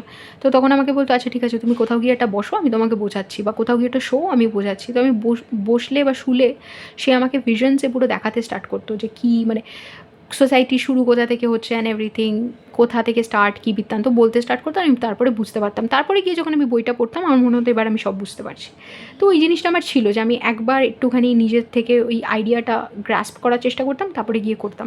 যখন আমি বইও পড়তাম আমার মনে হতো কেউ আমাকে ভিশনে পুরো বোঝাচ্ছে যে এটা দেখো এরকম অ্যান্ড এভরিথিং, আমি পুরো ভিশন দেখতে পেতাম। তারপরে যেটা হলো সেটা হচ্ছে আমার খুব ইন্টারেস্ট ছিল হিউম্যানিটির, মানে এই যে মানবজাতি তার শুরু কেন, কী বৃত্তান্ত, স্টেট কেন আসলো, কেন এই জায়গায় আমরা এই জিনিসগুলো করছি, স্কুল কেন আছে, আমি না সোসাইটির কিছুই বুঝতে পারতাম না। মানে আমার আমি অ্যাটলিস্ট এরকম ভেঙে ভেঙে এক্সপ্লেন এই কারণে করি কারণ আমি নিজে কিছু বুঝতে পারতাম না। তো আমার সবসময় মনে হয় লোকে হয়তো বুঝতে পারবে না, এই জন্য আমি ভেঙে ভেঙে করি। তো প্রথম থেকে আমি যখন বোঝাতে মানে নিজেকে বোঝাই যে কী করে সোসাইটি স্টার্ট হচ্ছে, কেন এটা, তো আমি এগুলো সব নিজে নিজে ভাবতাম, নিজে ইনটিউশনকে জিজ্ঞেস করে ওটার ইনপুট নিতাম অ্যান্ড এভরিথিং। তো আমি জানি না আমি কী করতাম, কিন্তু আমার এগুলো না বুঝে তো আমি সোসাইটিতে অপারেট করতে পারবো না। অনেকে যেরকম হয়তো এই জিনিসগুলো নিয়ে ভাবেনি কিন্তু তাও তারা ভোট দিতে পারে, সব কিছু করতে পারে। আমার ব্যাপারটা এরকম ছিল যে এই ব্যাপারে আমার ওপিনিয়ন নেই, সে ব্যাপারে আমি একদম অকেজো, আমি কিছুই বলতে পারি না। আমি তখন বলি না আমি একদমই জানি না কী করতে হবে, আমি চুপচাপ থাকি। যেখানে আমার ওপিনিয়ন আছে ওখানে আছে, এবার ওপিনিয়নটাও আমাকে ফর্ম করতে হয় নিজের ইনটিউশনের সাথে কথা বলে বলে। তো এটা আমার ছোটোবেলা থেকে প্রসেস। আই থিঙ্ক ছোটোবেলায় আমি অনেকটা টাইম চুপ করে কাটিয়েছি বিকজ আমার ওপিনিয়ন ফর্ম করেনি। আর লোকে হয়তো ওপিনিয়ন পুরোপুরি না ফর্ম করে কথা বলতে পারতো, আমি একদমই পারতাম না। আমি কোনো কিছুতে কথা বলার আগে আমার মনে হতো যে আমাকে ফুললি জানতে হবে আমি কোথা থেকে আসছি আর কী বলছি, তারপরে আমি কথাটা বলতে পারবো। তো তারপরে যেটা হয় সেটা হচ্ছে হস্টেলে থাকতে থাকতে আমার পড়াশোনা যাই হোক একটা এরকম আন্ডারস্ট্যান্ডিং হয় সবার যে আমি একদিনে পড়ে সব কিছু করতে পারি, কারণ আমি ম্যাক্সিমাম টাইমই পড়াশোনা করতাম না। কিন্তু যখন মানে লিখতাম তখন মোটামুটি এই আন্ডারস্ট্যান্ডিংটা অনেকের ছিল যে আমি ভালো লিখি, আমি নিজেকে খুব ভালো এক্সপ্রেস করতে পারি, যেটা ক্লাস 8 থেকেই আই থিঙ্ক খুব প্রমিনেন্স পাচ্ছে আমার লেখা। আমি যে ভালো লিখছি অ্যান্ড এভরিথিং, ওটার ওপরে আমার ইনার ভয়েস প্রচণ্ড প্রচণ্ড স্ট্রিক্ট ছিল। আমার ইনার ভয়েস, আমার বাবা আই থিঙ্ক ম্যাথস সায়েন্স নিয়ে স্ট্রিক্ট ছিল আর আমার ইনার ভয়েস স্ট্রিক্ট ছিল। বাবা ইংলিশ নিয়েও স্ট্রিক্ট ছিল কিন্তু অতটা নয়, কিন্তু ইনার ভয়েস ভীষণ ইংলিশ লিটারেচার নিয়ে স্ট্রিক্ট ছিল যে ওইটা তোমাকে ভালো করে করতেই হবে, অন্য কোনো কিছু করো কি না করো ওটা মেন। আর সে আমাকে পড়াতো, মানে ইনার ভয়েস যখন আমাকে পড়াতো, অন্যর পড়া ইগনোর করা যায়, ইনার ভয়েসের পড়া আমি কখনো ইগনোর করতে পারতাম না। মানে সে আমাকে যদি বলতো যে তোমাকে কোনো অথরকে চিনতে গেলে তার কোটেশন নিয়ে বসতে হবে, তার মেন কোটেশন, ওই 4-5টা কোটেশনেই তুমি তার কোর ভ্যালিউসগুলো বুঝতে পারবে। যদি তুমি একবার কোর ভ্যালিউস বুঝে যাও তুমি তাহলে তাকে সম্পূর্ণ বুঝতে পারবে। মানে রবীন্দ্রনাথ ঠাকুর যা ভাবেন বা যেরকম তার মেন্টালিটি, তার জন্য তোমাকে রবীন্দ্রনাথ ঠাকুরের কয়েকটা লেখা পড়তে হবে। ওই লেখার কোর ভ্যালিউসগুলো যদি তুমি একবার গ্রাস্প করো, রবীন্দ্রনাথের কোর ভ্যালিউস বুঝতে পারবে, তাহলে তোমাকে রবীন্দ্রনাথ আর কেউ ভুল শেখাতে পারবে না। এইভাবে সে আমাকে বোঝাতো আর এইভাবে অনেক কিছু সে আমাকে পড়াতে স্টার্ট করলো, যেই পড়াগুলো আমি মানে তার কাছ থেকেই আমার পাওয়া, ঠিক আছে, ইনার ভয়েসের থেকে। কিন্তু কেউ কী করে, আমি কাউকে কী করে বলবো যে আমার ইনার ভয়েস বলেছে, মানে এটা তো খুব অদ্ভুত লাগতো। তো আমি তার কাছ থেকে শিখতাম, সে আমাকে ইন্ট্রোডাকশন, বডি, কনক্লুশন, যেটা একদম প্রাইমারি ক্রিয়েটিভ রাইটিংয়ের একদম ধরে ধরে শেখালো যে এইভাবে লিখবে। আর এই লেখার ধরনটা আমি জানি ইউনিক ছিল, কারণ এর আগে কেউ কোনো দিন আমাকে শেখায়নি বা বলেনি, কিন্তু সে আমাকে বলতো বিদিশা তুমি এইভাবেই লিখবে, এইভাবেই তুমি জিনিসগুলো করবে। তো আমি যাই হোক ওগুলোই ফলো করার চেষ্টা করতাম। তারপরে আমার 8 পরে যখন আমাকে হস্টেল থেকে নিয়ে আসা হয়, হস্টেলেই আমার ভিজুয়ালাইজেশন, যেটা আমি বললাম বেস্ট লাইফ, তারপরে বেস্ট লাইফ ইম্যাজিন করতে করতেই আমি এরকম একটা ছেলেকে ইম্যাজিন করতাম যার সাথে আমি রয়েছি অ্যান্ড এভরিথিং। ওখানেই আমার ইম্যাজিনেশন ভীষণ স্ট্রং হয়ে যায় হস্টেলে, বিকজ আমি সবার থেকে ডিসকানেক্টেড, ফ্যামিলির ব্যাপারেও অতটা ভাবতাম না, কারণ ফ্যামিলির ওপরে একটা রাগ কারোর ওপরে অতটা নয়, বাবার ওপরেই বেশি, কারণ বাবাই হস্টেলে পাঠায় অ্যান্ড এভরিথিং। তো তারপরে যেটা হয়, ডিসকানেকশন থেকে থেকে ভেতরে চাপা একটা সময় তো তৈরি হয়ই, কিন্তু মেনলি যে জিনিসটা তৈরি হয় সেটা হচ্ছে নিজের একটা ইম্যাজিনেশনের সাথে ভীষণ স্ট্রং একটা অ্যাটাচমেন্ট। সেটা হচ্ছে একটা ছেলের ইম্যাজিনেশন যে কিনা আমার হাজব্যান্ড। তো আমি পুরো সংসারই দেখতে পেতাম সেখানে, মানে আমি একটা পার্টিকুলার এজে রয়েছি, আমার একটা হাজব্যান্ড রয়েছে, আর পুরো সংসার যেরকম হয় আমি তাকে ওরকমভাবে দেখতে পারতাম। তো যাই হোক, এটা আমারই কল্পনা ছিল, এমন না যে ওই ছেলেটা কোনো দিনও আমার রিয়ালিটিতে ছিল বা আমি দেখেছি, বা ওরকম ছেলে হতে পারে বলে আমার কোনো আইডিয়া, কোনো মানে এরকম ছেলে হতেই পারে না, মানে আমি যা কল্পনা করতাম ওটা মানে ঠিক, মানে ওরকম ছেলে এক্সিস্ট করতে পারে না, মানে ওরকম ছেলে সত্যি এক্সিস্ট করা ডিফিকাল্ট, কারণ সে ওরকম ছেলে যদি এক্সিস্ট করে তাহলে আমি বলতাম, মানে আমার মনে হতো, আমি কখনো ভাবিনি অ্যাকচুয়ালি এক্সিস্ট করতে পারে না, এটাই আমি জানতাম। এক্সিস্ট করলে মানে সোসাইটিতে ভারসাম্য হারিয়ে যাবে, মানে সব কিছু ইমব্যালেন্স হয়ে যাবে, আমি এরকম ভাবতাম। না এরকম আমি অ্যাকচুয়ালি সে এক্সিস্ট করে এটাই আমি ভাবিনি, আমি ভাবতাম আমারই কল্পনা। এবার আমার নিজেকে খুব খারাপও লাগতো যে আমি এরকম কেন কল্পনা করি, বাট এনিওয়ে খারাপ লাগা তো আর তখন স্টার্ট হয়নি, তখন তো ছোটোবেলায় ভালোই লাগতো। পরের দিকে যখন এই ইম্যাজিনেশনটা 8 আমাকে হস্টেল থেকে নিয়ে আসা হয়, দারুণ মজা। তারপরে মানে বাড়িতে আসার পরে যেন মনে হলো জেল থেকে ছাড়া পেয়েছি। বাড়িতে আসার পরে 9-10 আমার খুব ডিফিকাল্ট হয়। অ্যাকচুয়ালি আমি যে জিনিসটা ভাবি যে সেটা হচ্ছে যে এত বেশি এই ইম্যাজিনেশনটা আমাকে তাড়া করে ক্লাস 4 to 8 আর 6-7-8 আমি বলবো। 4-এ তো অতটা না, 4-5-এ তো অত না, 6-7-8 থেকে এই ইম্যাজিনেশনটা প্রচণ্ড তাড়া করে। তো 9-10এও ইম্যাজিনেশনটা লাইক অনেকটা চেপে ধরে। তো আমি ভাবতাম কি এই ইম্যাজিনেশনটা, যেটা এই ছেলেটার ইম্যাজিনেশন, সেইটা বোধহয় যাবে যদি আমি একটা রিলেশনশিপে যাই, কারণ এরকম একটা ছেলের ইম্যাজিনেশন কেন আসবে, অবভিয়াসলি আমি কোনো রিলেশনশিপ চাইছি বলে।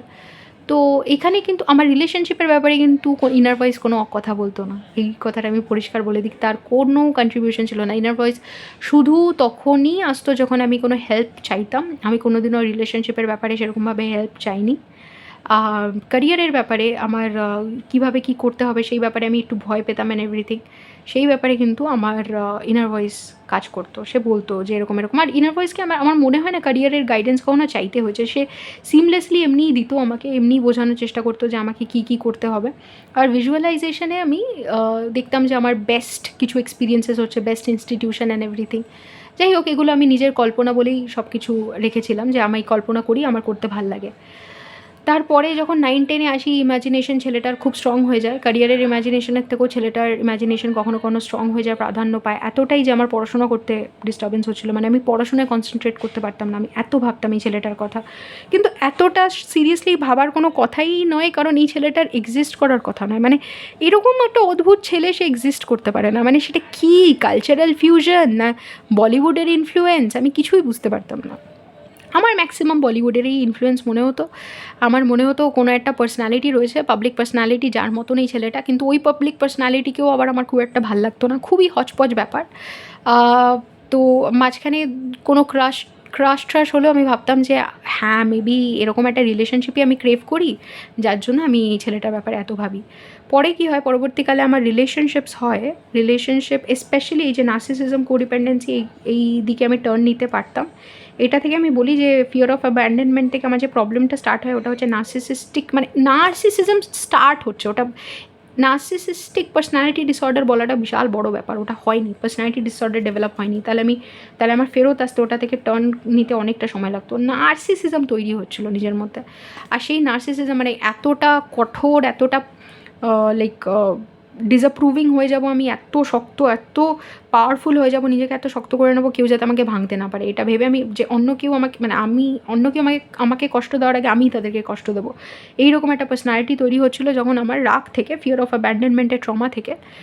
তখনই আমার লাইফে একটা পার্সন আসে যে আমাকে এই প্রশ্নগুলো করতে স্টার্ট করে, কারণ আমি ইচ্ছা করে তাকে হার্ট করার চেষ্টা করতাম। আর রিলেশনশিপের ব্যাপারেও আমার একটা আইডিয়া ছিল, দ্য মোর দ্য মেরিয়ার, মানে যত বেশি রিলেশনশিপ হবে, যত বেশি বয়ফ্রেন্ডস হবে অত ভালো, কারণ কী যায় আসে অত বেশি আনন্দ, এরকম মনে হতো। এরকম কোনো আইডিয়াই আমার ছিল না যে একটাই পার্সন হতে হবে, ট্রু লাভ, এই সেই এরকম কোনো আইডিয়া আমার ছিল না। ওকে, তো নার্সিসিজম থেকে আমার মানে নার্সিসিজমের আমি এখন বুঝি, তখন বুঝতাম না। নার্সিসিস্টিক টেন্ডেন্সি যখন শুরু হয়ে গেছে আমার মধ্যে, তখন ওই রিলেশনশিপে মানে একটা পার্সন এসে, মানে একটা পার্সন যার সাথে আমি রিলেশনশিপে ছিলাম, সে আমাকে এই কথাটা জিজ্ঞেস করতে স্টার্ট করে, কেন করছো এরকম? তুমি কি আমাকে হার্ট করা এনজয় করো? আমাকে কষ্ট দিতে কি ভালো লাগে? এই কষ্ট দিলে কি তোমার কষ্ট হয় না? এই প্রশ্নগুলো যেন আমি কোনো দিনও প্রিপেয়ার্ড ছিলাম না, কারণ এই প্রশ্নগুলো আমাকে এর আগে কোনো দিনও করেনি কেউ। যে আমি কেন করছি, আমার কি কষ্ট দিতে ভালো লাগে, আমি কি এনজয় করি তাকে কষ্ট দিতে, আমি এগুলো বুঝতাম না। আমার যেন আমার অ্যাজ ইফ তাকে হার্ট করলে পরে এটা ভাবতে যে ও আমিও কাউকে হার্ট করতে পারি, আমার জন্য কেউ হার্ট হতে পারে, এটা এটা আমাকে খুব আনন্দ দিত। এটা ভেবে আমি তাকে হার্ট করতাম। লাইক আমি বলছি যে আপনারা যখন আমাকে বলে আমি এরকম ডিস্টর্টেড, ওরকম ডিস্টর্টেড, এই ডিস্টরশনসগুলো আমি নিজের মধ্যে আগে দেখেছি, হিল করেছি, যার জন্য আমি এগুলো বলতে পারি, যার জন্য ডেপথটা রিচ করতে পারি। তো যাই হোক, এই কথাগুলো যখন আমাকে বলতে স্টার্ট করে, তখন আমি বুঝে যাই যে না, এই যে প্রশ্নগুলো আমাকে জিজ্ঞেস করা মানে করা হচ্ছে, এগুলোর উত্তর আমার পছন্দ না, যেই উত্তরগুলো আমার ভেতর থেকে আসছে। তো তখন আমি নিজেকে চেঞ্জ করি। নিজেকে চেঞ্জ করে যেহেতু হিলিং হয়নি, নিজেকে জাস্ট খারাপ খারাপ হব না বলার চেষ্টা করছি। মানে সেটা থেকে জন্ম নিল কোডিপেন্ডেন্সি। মানে এত ভালো হব, মানে লোকের এত ভালো করবো যে নিজের ভালোটাই দেখবো না, পিপল প্লিজিং হব, সবার জন্য ভালো করব, সবাই মানে সবাইকে নিয়ে চলবো, সবাইকে আগে রাখবো, এত ভালো হওয়াটা আমি চেষ্টা করলাম। এই জায়গাটা থেকে কোডিপেন্ডেন্ট টেন্ডেন্সিস তখনই জন্মায় যখন পিপল প্লিজিং অ্যাটিটিউড থাকে অ্যান্ড এভরিথিং। তো সেটা খুব একটা লাইক কোডিপেন্ডেন্সি নার্সিসিজম নিয়ে কখনো আলোচনা করব পরের দিকে। তো তারপরে যেটা হয় সেটা হচ্ছে কোডিপেন্ডেন্সি জন্ম নেয়, আর প্রত্যেকটা রিলেশনশিপে আমি তখন কোডিপেন্ডেন্ট অ্যাটিটিউড ধারণ করতে স্টার্ট করি, আর নার্সিসিস্টদেরকে অ্যাট্রাক্ট করতে স্টার্ট করি। কারণ কোডিপেন্ডেন্সরা নার্সিসিস্টদের সাথে একটা যে বন্ডিংটা হয়, কোডিপেন্ডেন্ট আর নার্সিসিস্টদের, এমপ্যাথ নার্সিসিস্টদের দারুণ একটা বন্ডিং। কারণ দুজনেই মানে একজন টর্চার করতে পছন্দ করে, আরেকজন টর্চার্ড হতে পছন্দ করে। সো দারুণ রিলেশনশিপ। তো এরকম জিনিসপত্র আসে। এবার এই রিলেশনগুলোতে যেটা হয় সেটা হচ্ছে ওই যে একটা ইম্যাজিনেশন একটা ছেলের, সেটা কখনো যায় না। আর স্পিরিটের গাইডেন্স রিলেশনশিপের ক্ষেত্রে কখনো আসেনি, মানে কোনো দিনও ইনার ভয়েস রিলেশনশিপের ক্ষেত্রে কিছু বলেনি। জাস্ট আমার ওই ইম্যাজিনেশনটা চলতেই থাকতো। ইনফ্যাক্ট আমি ভাবতাম যে কোনো রিলেশনশিপে গেলে বোধহয় ইম্যাজিনেশনটা কমে যাবে। রিলেশনশিপে গেলে ইম্যাজিনেশনটা কমতো ঠিক, কিন্তু যেটা হতো সেটা হচ্ছে পুরোপুরি চলে যেত না। ইনফ্যাক্ট কোনো রিলেশনশিপ এন্ড হলেই আমার মনে হতো বাবা বাঁচা গেছে, ঠিক আছে। কষ্ট হতো, কারণ প্রত্যেকটা রিলেশনশিপই আমি সিরিয়াসলি অ্যাটেম্প্ট করার চেষ্টা করতাম, এটা ভেবে কি না এটাই আমার লাস্ট রিলেশনশিপ হবে। থোড়ি না আমি কাউকে এরকম ভাবতাম যে আমি ছেড়ে দেবো, কিন্তু আমার ভেতর থেকে একটা আওয়াজ আসতো আমি তো একে ছেড়ে দেবো, আমি জানি এর সাথে আমার বিয়ে হবে না, এর সাথে আমি থাকবো না। আমি তো কারণ আমার ভেতর থেকে আমি জানতাম এটা এটা সম্ভব না, কিন্তু এটা আমি কী করে জানতাম, কী করে বুঝতাম যে এই রিলেশনশিপগুলোতে আর থাকার নয়, আমি জানি না। কিন্তু আমি বুঝতাম, খুব ক্লিয়ারলি বুঝতাম, কিন্তু আমি কনসিয়াসলি কিন্তু তাদেরকে ছাড়বো বলে জিনিসটা করতাম না। ইটস জাস্ট আমার একটা আন্ডারস্ট্যান্ডিং ছিল যে এই রিলেশনশিপটা যেটা আমি এখন যাচ্ছি এটা হওয়ার নয়, এই একটা আন্ডারস্ট্যান্ডিং খুব ক্লিয়ার ছিল। কেন? কারণ এই আমার হাজব্যান্ড নয়। কেন আমার হাজব্যান্ড নয় আমি জানি না, ঠিক আছে।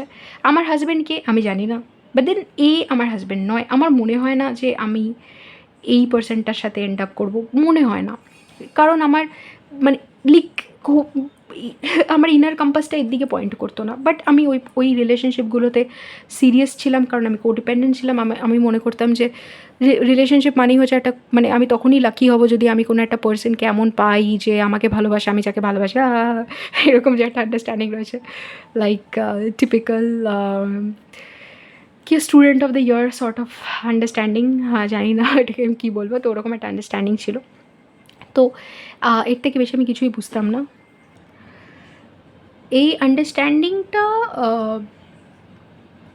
যখন এরকম হলো না যে রিলেশনশিপগুলো এন্ড হলে আমার মনে হতো ওকে গড, আমি থ্যাংক গড আমি বেঁচে গেছি, এবার রিলেশনশিপটা এন্ড হয়েছে, এবার আমি ওই পার্সনটার, ওই ছেলেটার কথা ভাবতে পারি, ঠিক আছে। যে আমার হাজব্যান্ড আমি ইম্যাজিন করি, ওর কথা ভাবি, ঠিক আছে। ওর কথা ভাবলে মানে রিলেশনশিপগুলো এন্ড হলে যেন আমার একটা ভ্যাকেশন স্টার্ট হতো, যেন ওই ভ্যাকেশনে আমি জাস্ট এবার ওই ছেলেটাকে নিয়ে ভাববো যাকে নিয়ে আমি ভাবি।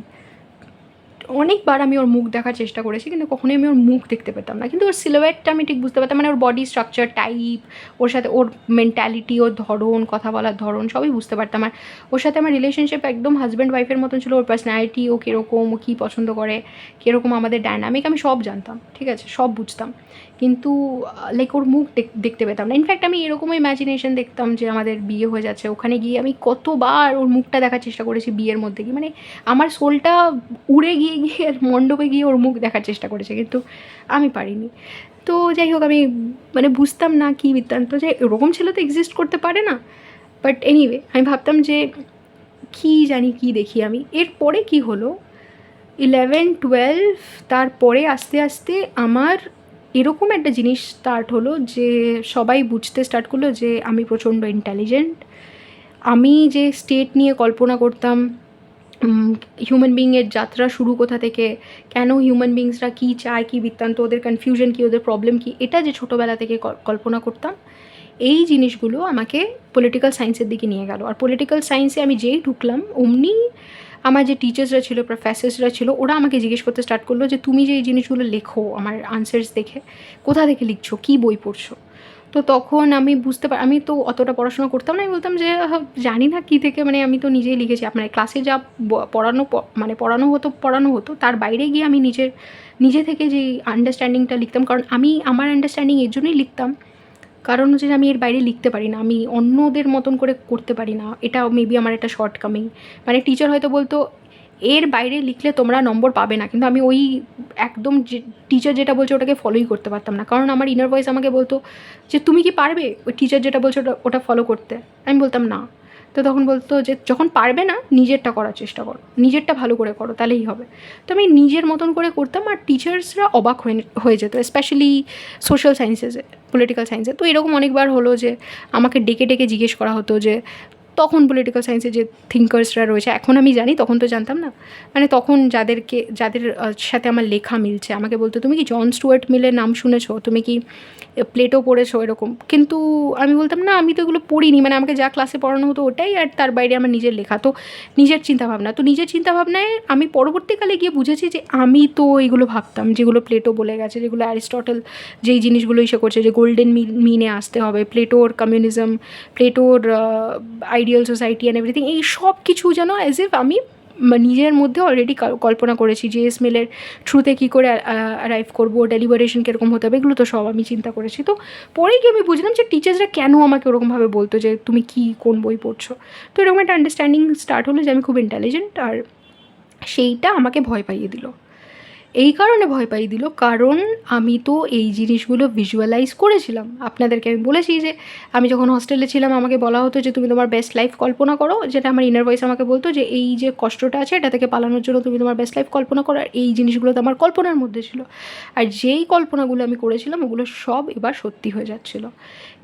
যেরকম আমি ভেবেছিলাম যে আমাকে মানে আমি ক্লাসে সব থেকে চর্চিত হব, ঠিক আছে, আমার ইন্টেলিজেন্সের জন্য আর আমার অন্য রকমের চিন্তাভাবনার জন্য, ওরকমই হচ্ছিল। লাইক স্পেশালি কলেজে টিচার্সরা ঢুকেই বলতো যে লাইক আমার পেপার পেয়েই বলতো যে তুমি এই আনসারটা কোথা থেকে লিখেছো, বা আমি কিছু বললে পরেই বলতো যে এটা তুমি কোথা থেকে জানলে। তারপরে অনেক এরকম, একবার আমার একটা আনসার শুনে জাস্ট একটা টিচার হাততালি দিতে স্টার্ট করেছে যে তুমি এটা জাস্ট বললে কী করে, লাইক অসাধারণ অ্যান্ড এভরিথিং। তো আমি বুঝতে পারছিলাম না, আমি না পুরো হতে পারে আমার ওই সময়টা এনজয় করার কথা ছিল, মেবি আমার কনফিডেন্স থাকলে আমি এনজয় করতামও, কিন্তু আমার তো কোনো কনফিডেন্স ছিল না, আমি ভীষণ আন্ডার কনফিডেন্ট ছিলাম। তো আমাকে যখনই ওরকমভাবে স্পটলাইটে ফেলার চেষ্টা করলো টিচার্সরা, তখনই স্পেশালি 11-12 কলেজ যখন এই জিনিসগুলো হতে স্টার্ট করলো, তখন আমি না ভেতরে একদম কুঁকড়ে গেলাম, আর আমি ভয় পেতে স্টার্ট করলাম যে আমি তো এইগুলো কল্পনায় দেখেছিলাম, আমি তো আরও বড় জিনিস কল্পনা করেছি, তাহলে ওগুলো কি সব সত্যি হয়ে যাবে, তাহলে ওগুলো সব সত্যি হয়ে গেলে আমি কী করে ফেস করবো, আমি তো পারবো না, কারণ আমার কল্পনা তো অনেক বড়, তাহলে আমার ড্রিম, মানে আমি তো তখন বুঝতাম না এটা আমার ড্রিম, আমি ভাবলাম আমার ইম্যাজিনেশন। তখন আমি ভয় পেয়ে গিয়ে একদম লাইক যখন আমি একদম চুপ করে যাচ্ছি, আমি বলছি যে এটা কী হচ্ছে আমার সাথে, এটা কী হচ্ছে, তখন আমার ইনার ভয়েস আমাকে আশ্বস্ত করতো যে তুমি সব পারবে। তখন আমি বলতাম এগুলো কি সব সত্যি হয়ে যাবে। তো তখন সে আমাকে পুরো ইনফরমেশনটা দিত না, কিন্তু আমাকে বলতো যে তুমি যা যা দেখেছো তুমি সব মানে সব তুমি পাবে। আর তুমি এতটাই পাওয়ারফুল, এটা সত্যি যে এগুলো তোমারই পাওয়ার ছিল, এগুলো তোমারই প্রাপ্য, তুমি কেন ভয় পেয়ে যাচ্ছ, এরকম করে আমাকে বোঝাতো। আর তখন যে মানে স্পেশালি ক্লাস এই 9-10-এ যেই অথরটা আমাকে ধরে রেখেছিল সে হচ্ছে রবিন এস শর্মা। তার অনেকগুলো বই আছে যেগুলো আমি পড়েছিলাম, who will die, when you cry, তারপরে the saint, the surfer, the CEO, one of my favourites. কারণ তখন আমি খুব একটা বই পড়তাম না, কোটেশনস পড়তাম আর জাস্ট লাইক এই রবিন এস শর্মা এই জিনিসগুলো, রবিন এস শর্মার বইটা আমার খুব ভালো লেগেছিলো অ্যান্ড এভরিথিং। কারণ আমার বই পড়তে খুব একটা ভালো লাগতো না, ইম্যাজিন করতেই বেশি ভালো লাগতো। তো সবাই যখন আমাকে বলতো যে আমি হয়তো অনেক পড়ি, আমার ব্যাপারটা খুব উইয়ার্ড লাগতো, কারণ পড়তাম তো আমি একদমই না। তো যাই হোক, এই ইম্যাজিনেশনগুলো যখন সত্যি হয়ে যাচ্ছে তখন আমার মাথায় একটা নতুন একটা স্লাইট একটা প্রশ্ন জেগেছিল যে তাহলে কি আমার যে ইম্যাজিনেশন ওই ছেলেটাকে নিয়ে আছে ওটাও সত্যি হয়ে যাবে? ওই ছেলেটা কি এক্সিস্ট? না না না না, ছেলেটা কী করে এক্সিস্ট করবে? ছেলেটার তো এক্সিস্ট করাই সম্ভব না, কারণ ওরকম পার্সন হয় না, ওই পার্সোনালিটিটা সম্ভব না। যদি হয় তাহলে যেটা বললাম যে ব্যালেন্সটা রয়েছে হিউম্যানিটিতে সেটা হারিয়ে যাবে, কারণ ওর পার্সোনালিটি এক্সেপশনাল, ও দরকার মানে ও লাইক হ্যাঁ, ও এক্সিস্ট করতে পারে না। তো যাই হোক, আমি এরকমভাবে কাটিয়ে দিয়েছি, মানে ওটা জাস্ট ভাবি, কারণ ওটা সত্যি এক্সিস্ট করতে পারে না, ওটা মানে কী বলবো, মানে গল্পের গরু গাছে ওঠার মতন কল্পনা ছিল। তো যাই হোক, ওটা হবে না। বাট এই জিনিসগুলো সত্যি হয়ে যাচ্ছে নিয়ে আমি তো সত্যি আতঙ্কিত হয়ে পড়েছি, কারণ আমার স্বপ্ন অনেক বড়, আমি তো অনেক কিছু ইম্যাজিন করে ফেলেছি, পাবলিক পার্সোনালিটি, মানে আমি নিজেকে দেখে নিয়েছি। ওদিকে আমার পাবলিক স্পিকিংয়ের কনফিডেন্স পুরো জিরো। তখন আমি যখন ভয়ে আমি নিজেই কাঁপতে স্টার্ট করলাম, যেগুলো কী হচ্ছে আমি তো হ্যান্ডেল করতে পারবো না, সব সত্যি হয়ে গেলে আমি কী করবো। তখন আমার ইনার ভয়েস আমাকে বলতো যে আমি তোমাকে সব শিখিয়ে দেবো, সব শিখিয়ে দেবো, তুমি শুধু ওইটার উপরে ফোকাস করো যেটা আমি বলছি তোমাকে, ওটা ক্রিয়েটিভিটি, লাইক ওই again creative writing, English literature, ওটাই ছিল। তুমি যখন এক্সপ্রেস করতে পারবে যে তুমি যেটা ভাবছো, তুমি যখন এক্সপ্রেস করতে পারবে, আর এটা আমাকে ছোটোবেলা থেকে বলতো যে তোমার চিন্তাভাবনা দারুণ, তুমি যখন এক্সপ্রেস করতে পারবে যে তুমি যেটা ভাবছো, তার বাইরে তোমার আর কিছু লাগবে না, that is the only thing, মানে ওটা হচ্ছে একমাত্র জিনিস যেটা তুমি পৃথিবীকে দিতে এসছো। ঠিক আছে, ওইটা আমাকে বলতো না যে পৃথিবীকে দিতে এসছো, আমাকে জাস্ট বলতো ওইটা একমাত্র জিনিস যেটা তুমি মানে যেটা তুমি করো, যেটার উপরে তোমার মাস্টারি দরকার। কারণ সে না আমাকে ছোটোবেলায় আমার ইনার ভয়েস অনেক কিছু আমার কাছ থেকে চেপে যেত, আমি বুঝতে পারি, কারণ ওগুলো যদি আমাকে তখনই বলে দিত আমি অনেক ভয় পেয়ে যেতাম। এখন আমি জানি সে আমাকে বলতে চাইতো না, সে আমাকে বলতো তুমি কে, তুমি জানো না। কখনো কখনো ছোটোবেলায় অনেক হেল্প আমাকে করার পরে আমি বলতাম তুমি আমায় হেল্প করো কেন, তখন আমাকে বলতো, আর যখন আমাকে সামলাতো আমি বলতাম তুমি আমায় মানে হেল্প করো কেন, সামলাও কেন, আমাকে বলতো কারণ তুমি কে, তুমি জানো না। এটা ছোটোবেলা থেকেই আমি শুনতাম। তখন আমি ভাবতাম আমি কে, আমি বলো না কে আমি, তখন আমাকে বলতো একদিন আমি তোমায় বলবো, ঠিক আছে। তো আমি ভাবতাম যাই হোক কী, মানে আমি ভাবতাম এটা আমারই কল্পনা, আমি নিজে কল্পনা করছি। তো যাই হোক, যখন আমার লেখা খুব অ্যাপ্রিসিয়েটেড হলো তখন আমার খুব ওই তারিফটা, ওই অ্যাপ্রিসিয়েশনটা নিতে আমার খুব গায়ে লাগতো, কারণ আমি তো জানি যে এই অ্যাপ্রিসিয়েশনের প্রাপ্য আমি নই, এই অ্যাপ্রিসিয়েশনের প্রাপ্য আমার ইনার ভয়েস। কিন্তু আমি এটা লোককে বলবো কী করে, মানে কাকে বলবো আমি যে আমার ইনার ভয়েসই রাইট। সো আমার ইনার ভয়েসের সাথে যে ব্যাপারটা আমার ছিল সেটা হচ্ছে যে আমি কমিউনিকেট করতে পারতাম আমার ইনার ভয়েসের সাথে। তো একদিন আমি বসে বলছিলাম যে এই যে সবাই আমাকে অ্যাপ্রিসিয়েট করে, কিন্তু এগুলো তো অ্যাকচুয়ালি আমি করিনি, এগুলো তো তুমি করেছো, কিন্তু আমি কাউকে কী করে বলবো যে এগুলো তুমি আমাকে শিখিয়েছো। তো তখন আমাকে বলতো যে তো ইনার ভয়েস আমাকে বলতো যে তুমি অন্য কাউকে কী করে, মানে আমি অন্য কোথায় মানে মানে আমি অন্য কোথাও কোথায় এক্সিস্ট করি, আমি তো তোমার মধ্যেই এক্সিস্ট করি। তো তুমি অন্য কাউকে কী বলতে চাও যে আমি কোথায় আছি? তখন আমি বলতাম যে না, তুমি তো আমার ভেতরেই আছো, কিন্তু তখন আমাকে বলতো আমি তো তোমারই একটা ভয়েস। আমি বললাম হ্যাঁ, কিন্তু আমি তো এগুলো করিনি, আমি এগুলোর ক্রেডিট কেন নেব? তো তখন আমাকে বলতো কিন্তু তুমিই তো করেছো। কিন্তু আমি বললাম যে না, কিন্তু আমি তো মানে আমি করেছি কিন্তু আমি তো করিনি, কিন্তু তুমি তো আমাকে শিখিয়েছো, কিন্তু আমি এটা কী করে বলবো? তা আমি এরকম দোনোমনো করতাম। তো তখন আমাকে বলতো তুমি বলবে যে তুমিই করেছো, তোমাকে আমার কথা বলতে হবে না। তো তখন আমার জিনিসটা আমার খুব গায়ে লাগতো।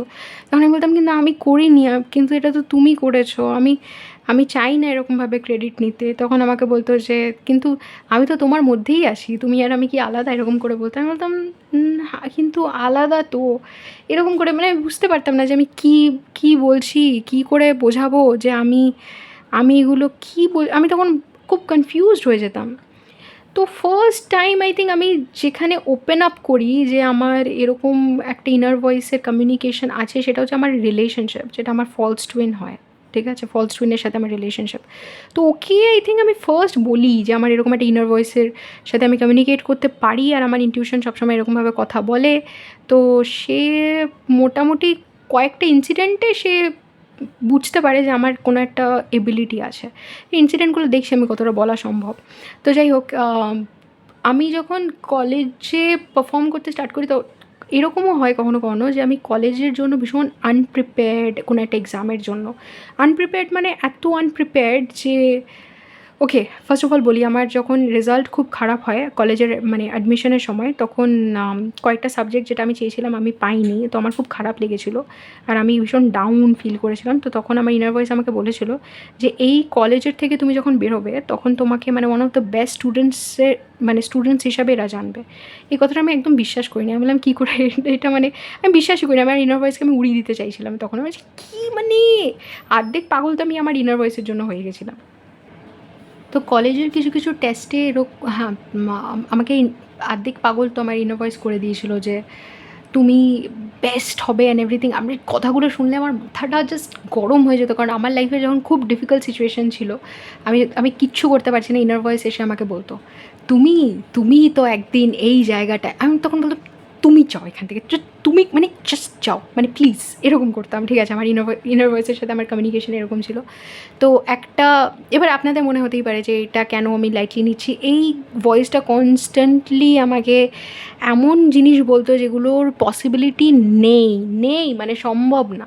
সেই জিনিসটা মনে হবে না যে নিজের একটা বাড়াবাড়ি, মানে পুরো রিয়ালিটিতে মনে হচ্ছে যে সব মানে গাছ পড়ে যাচ্ছে, বিল্ডিং পড়ে যাচ্ছে, মাটি পড়ে যাচ্ছে, আর ইনার ভয়েস এসে বলছে এইখানেই হবে তোমার প্রাসাদ। আর তখন মনে হবে তুমি যাও প্লিজ, এরকম মনে হতো আমার। তো তখন মানে কোনো একটা সময় যখন আমি খুব ডাউন ফেজের মধ্যে দিয়ে যাচ্ছি আমার কলেজে অ্যাডমিশনের সময়, কারণ আমি বললাম 11-12 সবাই হঠাৎ এরকম বলতে স্টার্ট করেছিল যে আমি ইন্টেলিজেন্ট অ্যান্ড এভরিথিং, কলেজের অ্যাডমিশনের সময় আমার রেজাল্ট ওরকম হয়নি বলে আমি খুব ডাউন ফিল করি। আর তখন আমাকে আমার ইনার ভয়েস বলে এই কলেজেরই মানে একটা one of the best students হিসেবে তোমাকে জানবে অ্যান্ড এভরিথিং। তো আমার খুব রাগ হয়, কিন্তু আমাকে বলে যে আমি তোমাকে বলছি, আর আমাকে পুরো ভিশনটা দেখায় যে যখন আমি কলেজ থেকে যাচ্ছি, ডিসকাশনস অ্যান্ড এভরিথিং, টিচার্সরা কী বলছে আমার ব্যাপারে। তো ওই জিনিসগুলো সত্যিই যখন কলেজ এগোতে থাকে ওগুলো হয়ে যায়।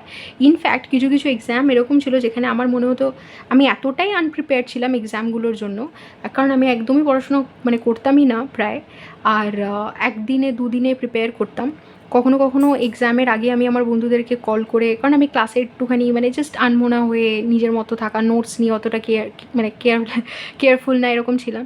কিন্তু যখনই এক্সামের আগে বন্ধুদেরকে কন্ট্যাক্ট করে প্লিজ আমায় দে, প্লিজ নোটস দে অ্যান্ড এভরিথিং করে ম্যানেজ করতাম। বাবাকে এরকমও হয়েছে যে এক্সামের আগের দিন আমি বাবাকে বলছি কলেজ স্ট্রিট থেকে আমাকে বই এনে দাও, মানে এক্সাম কালকে আমি বাবাকে আজকে বলছি কলেজ স্ট্রিট থেকে বই এনে দিতে। আর আমার খুব খারাপ লাগতো এটা ভেবে যে আমি বাবাকে কীভাবে ঠকাচ্ছি। বাবা হয়তো ভাবতেও পারে না যে আমি একদমই প্রিপেয়ার্ড নই। আর অন্য কেউ হলে আই থিঙ্ক অনেক, আমি জানি আমি অনেককেই চিনি আমার বাড়িতেও এরকম আছে, আমার রিলেটিভসরা যারা যদি জানতে পারে যে মেয়ের পরীক্ষার আগের দিন বই এনে দিচ্ছে তো অনেক চিৎকার চেঁচামেচি, অনেক সিন ক্রিয়েট করবে। কিন্তু সামহাও আমার বাবা এই জিনিসটা করতো না, সামহাও আমার বাবা সবসময় এনকারেজ করতো আমার মেথডসগুলোকে, কারণ আমার মেথডসগুলো পুরো বাবার মতো। তো বাবা বুঝতো যে আমি এক্স্যাক্টলি বাবা যেগুলো করতো আমি ওটাই করি। ইনফ্যাক্ট আমার নামও বাবার লাইক পছন্দের দেওয়া, কারণ বাবা রাত্রি খুব ভালোবাসতো, আর আমিও লাইক রাত্রে ভীষণ অ্যাক্টিভ অ্যান্ড এভরিথিং। অ্যাগেন যেহেতু এই নেচারটা পুরো বাবার মতো, বাবা বুঝতো যে আমি পুরো বাবার মতো। তো বাবা এখানটার কী বলবে, মানে বাবা অবাক হয়ে যেত আমার মেথডসগুলো এতটা বাবার সাথে মিলতো বলে।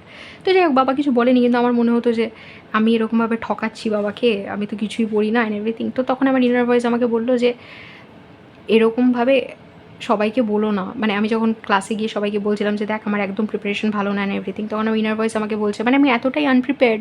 সেদিনকে আমি যখন বাসে করে যাচ্ছি এক্সাম দিতে, আমার মনে হচ্ছিলো যে বাস যদি অ্যাক্সিডেন্ট হয়ে যায়, আমি যদি মরে যাই তাহলে বোধহয় ভালো হবে। এবার আপনারা অনেকে শুনে বলতে পারেন এটা কী বলছি আমি, আমি এরকমই ছিলাম। আমার মনে হতো যে মানে আমি ওয়ার্ল্ডকে ফেস করতে পারবো না, মানে এটা কী, আমি কীভাবে যাচ্ছি, এটা কীভাবে আমি ওয়ার্ল্ডকে ফেস করবো, তার থেকে বোধহয় আমার এন্ড হয়ে গেলে ভালো, এরকম ভাবতাম আমি। তো আমার ইনটিউশন আমাকে বলছিল এই জিনিসটা যে তুমি বলছো যখন তুমি এক্সামে টপ করবে তখন লোকে কী ভাববে। আমি তখন বলতাম কি তুমি মানে প্লিজ এখান থেকে যাও, মানে কি মানে এটা কী করে, কী মানে ওর কোনো মানে রিলেশনই নেই। আমার বন্ধুরা যখন আমাকে বলছিল যে আমাদের প্রিপারেশন ভালো না, তখন আমি বলতাম যে হ্যাঁ আমার প্রিপারেশন খুব বাজে অ্যান্ড এভরিথিং। তো আমার বন্ধুরা বলতো ও তুই ওরকম বলিস তারপরে তোর রেজাল্ট ভালো হয়। তখন আমি বলছিলাম যে না না সিরিয়াসলি, আর সত্যি আমার প্রিপারেশন প্রচণ্ড খারাপ, একদিন দুদিন পড়েছি পুরো সাবজেক্ট মানে পুরো পেপারটা। তো তখন আমার ইনটিউশন আমাকে বলতে এইভাবে বলো না তোমার বন্ধুদেরকে, সত্যি যখন তুমি টপ করবে ওরা সত্যি তোমার তোমার কাছ থেকে দূরে চলে যাবে, কী ভাববে ওরা। আমি তখন ইনটিউশনের উপরে রেগে যেতাম, আমি ভাবতাম কী বলছে এগুলো, সম্ভবই না। তারপরে যখন রেজাল্ট বেরোতো সত্যিই আমি টপ করতাম।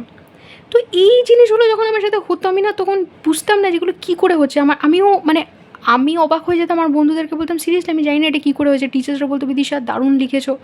আমি বুঝতে পারতাম না কেন বলছে, কী লিখেছি। আমি না পেপারগুলো নিজে এনে নিজেই পড়তাম যে এগুলো কী বলছে। তারপরে দেখতাম না আমি ভালোই লিখেছি। আমি নিজেই অবাক হয়ে যেতাম, বললাম কী করে লিখলাম এগুলো আমি।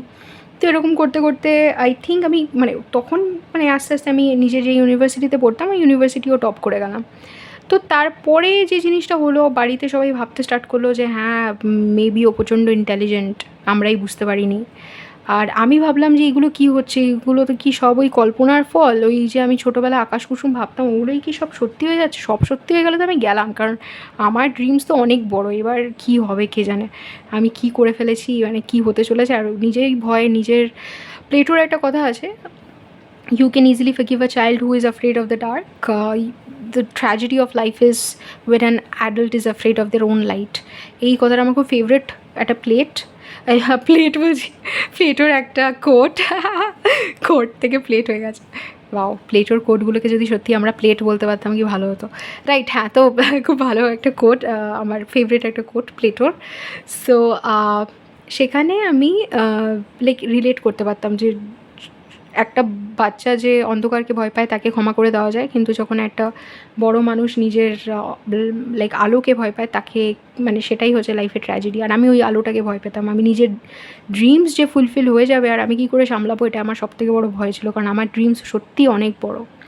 তারপরে যখন আমি মানে তখন মনে হতো অনেক বড়, এখন বড় ছোট সবই মানে কি মানে অ্যাকচুয়ালি এগুলো কোনো ব্যাপারই না, তখন তো আমি এরকম ছিলাম না। দেন আস্তে আস্তে যেটা হয় সেটা হচ্ছে আমি ইউনিভার্সিটিতে মুভ করি। আমার তখন আমার লাইফে আমার ফলস টুইন আসে, কিন্তু ইন্টারেস্টিং ব্যাপারটা হচ্ছে আমার লাইফে আমার ফলস টুইন আসার আগে, এখানেই ব্যাপারটা খুব ইন্টারেস্টিং। আমার ফলস টুইন আসার আগে আমি আমার ফলস টুইনের ব্যাপারে অনেক কিছু ইম্যাজিন করতে পারতাম, যেরকম আমার হাজব্যান্ডের ইম্যাজিনেশনটাও করতে পারতাম, ফলস টুইনের ইম্যাজিনেশনটাও করতে পারতাম। কিন্তু এখানে আমি কারোরই মুখ দেখতে পারতাম না, দুটোই আমার মনে হতো দুটোই আমার ইম্যাজিনেশন, ঠিক আছে? কোনটা কে কোনটা হাজব্যান্ড কী আমি কিছুই বুঝতাম না, আমি জাস্ট ইম্যাজিনেশনগুলো দেখতাম। তো এমন অনেক জিনিস যেগুলো আমি ইম্যাজিন করেছিলাম সেগুলো আমার ফলস টুইনের সাথে আস্তে আস্তে যেরকম আমার রিলেশনশিপ প্রগ্রেস করে সেরকম মিলে যেতে থাকে। তো আমি ভাবলাম এটা তো গডেরই পাঠানো একটা পার্সন। ইনফ্যাক্ট আমি ওকেই ফার্স্ট বলতে স্টার্ট করলাম যে এগুলো না আমি সব জানতাম, কিছু কিছু জিনিস যেগুলো একদম স্পেসিফিক ডিটেলস ওর ব্যাপারে আমি জানতাম খুব স্পেসিফিক্যালি। তারপরে আমার শরীর খারাপ হয়, আর্থরাইটিস হয় আমার, লাইক যেটাকে বলে আপনাদের মধ্যে হয়তো অনেকের এই কন্ডিশনটা থাকবে, অ্যাঙ্কাইলোজিং স্পন্ডালাইটিস। তো ওই জিনিসটা ডায়াগনোজ হয় আস্তে আস্তে।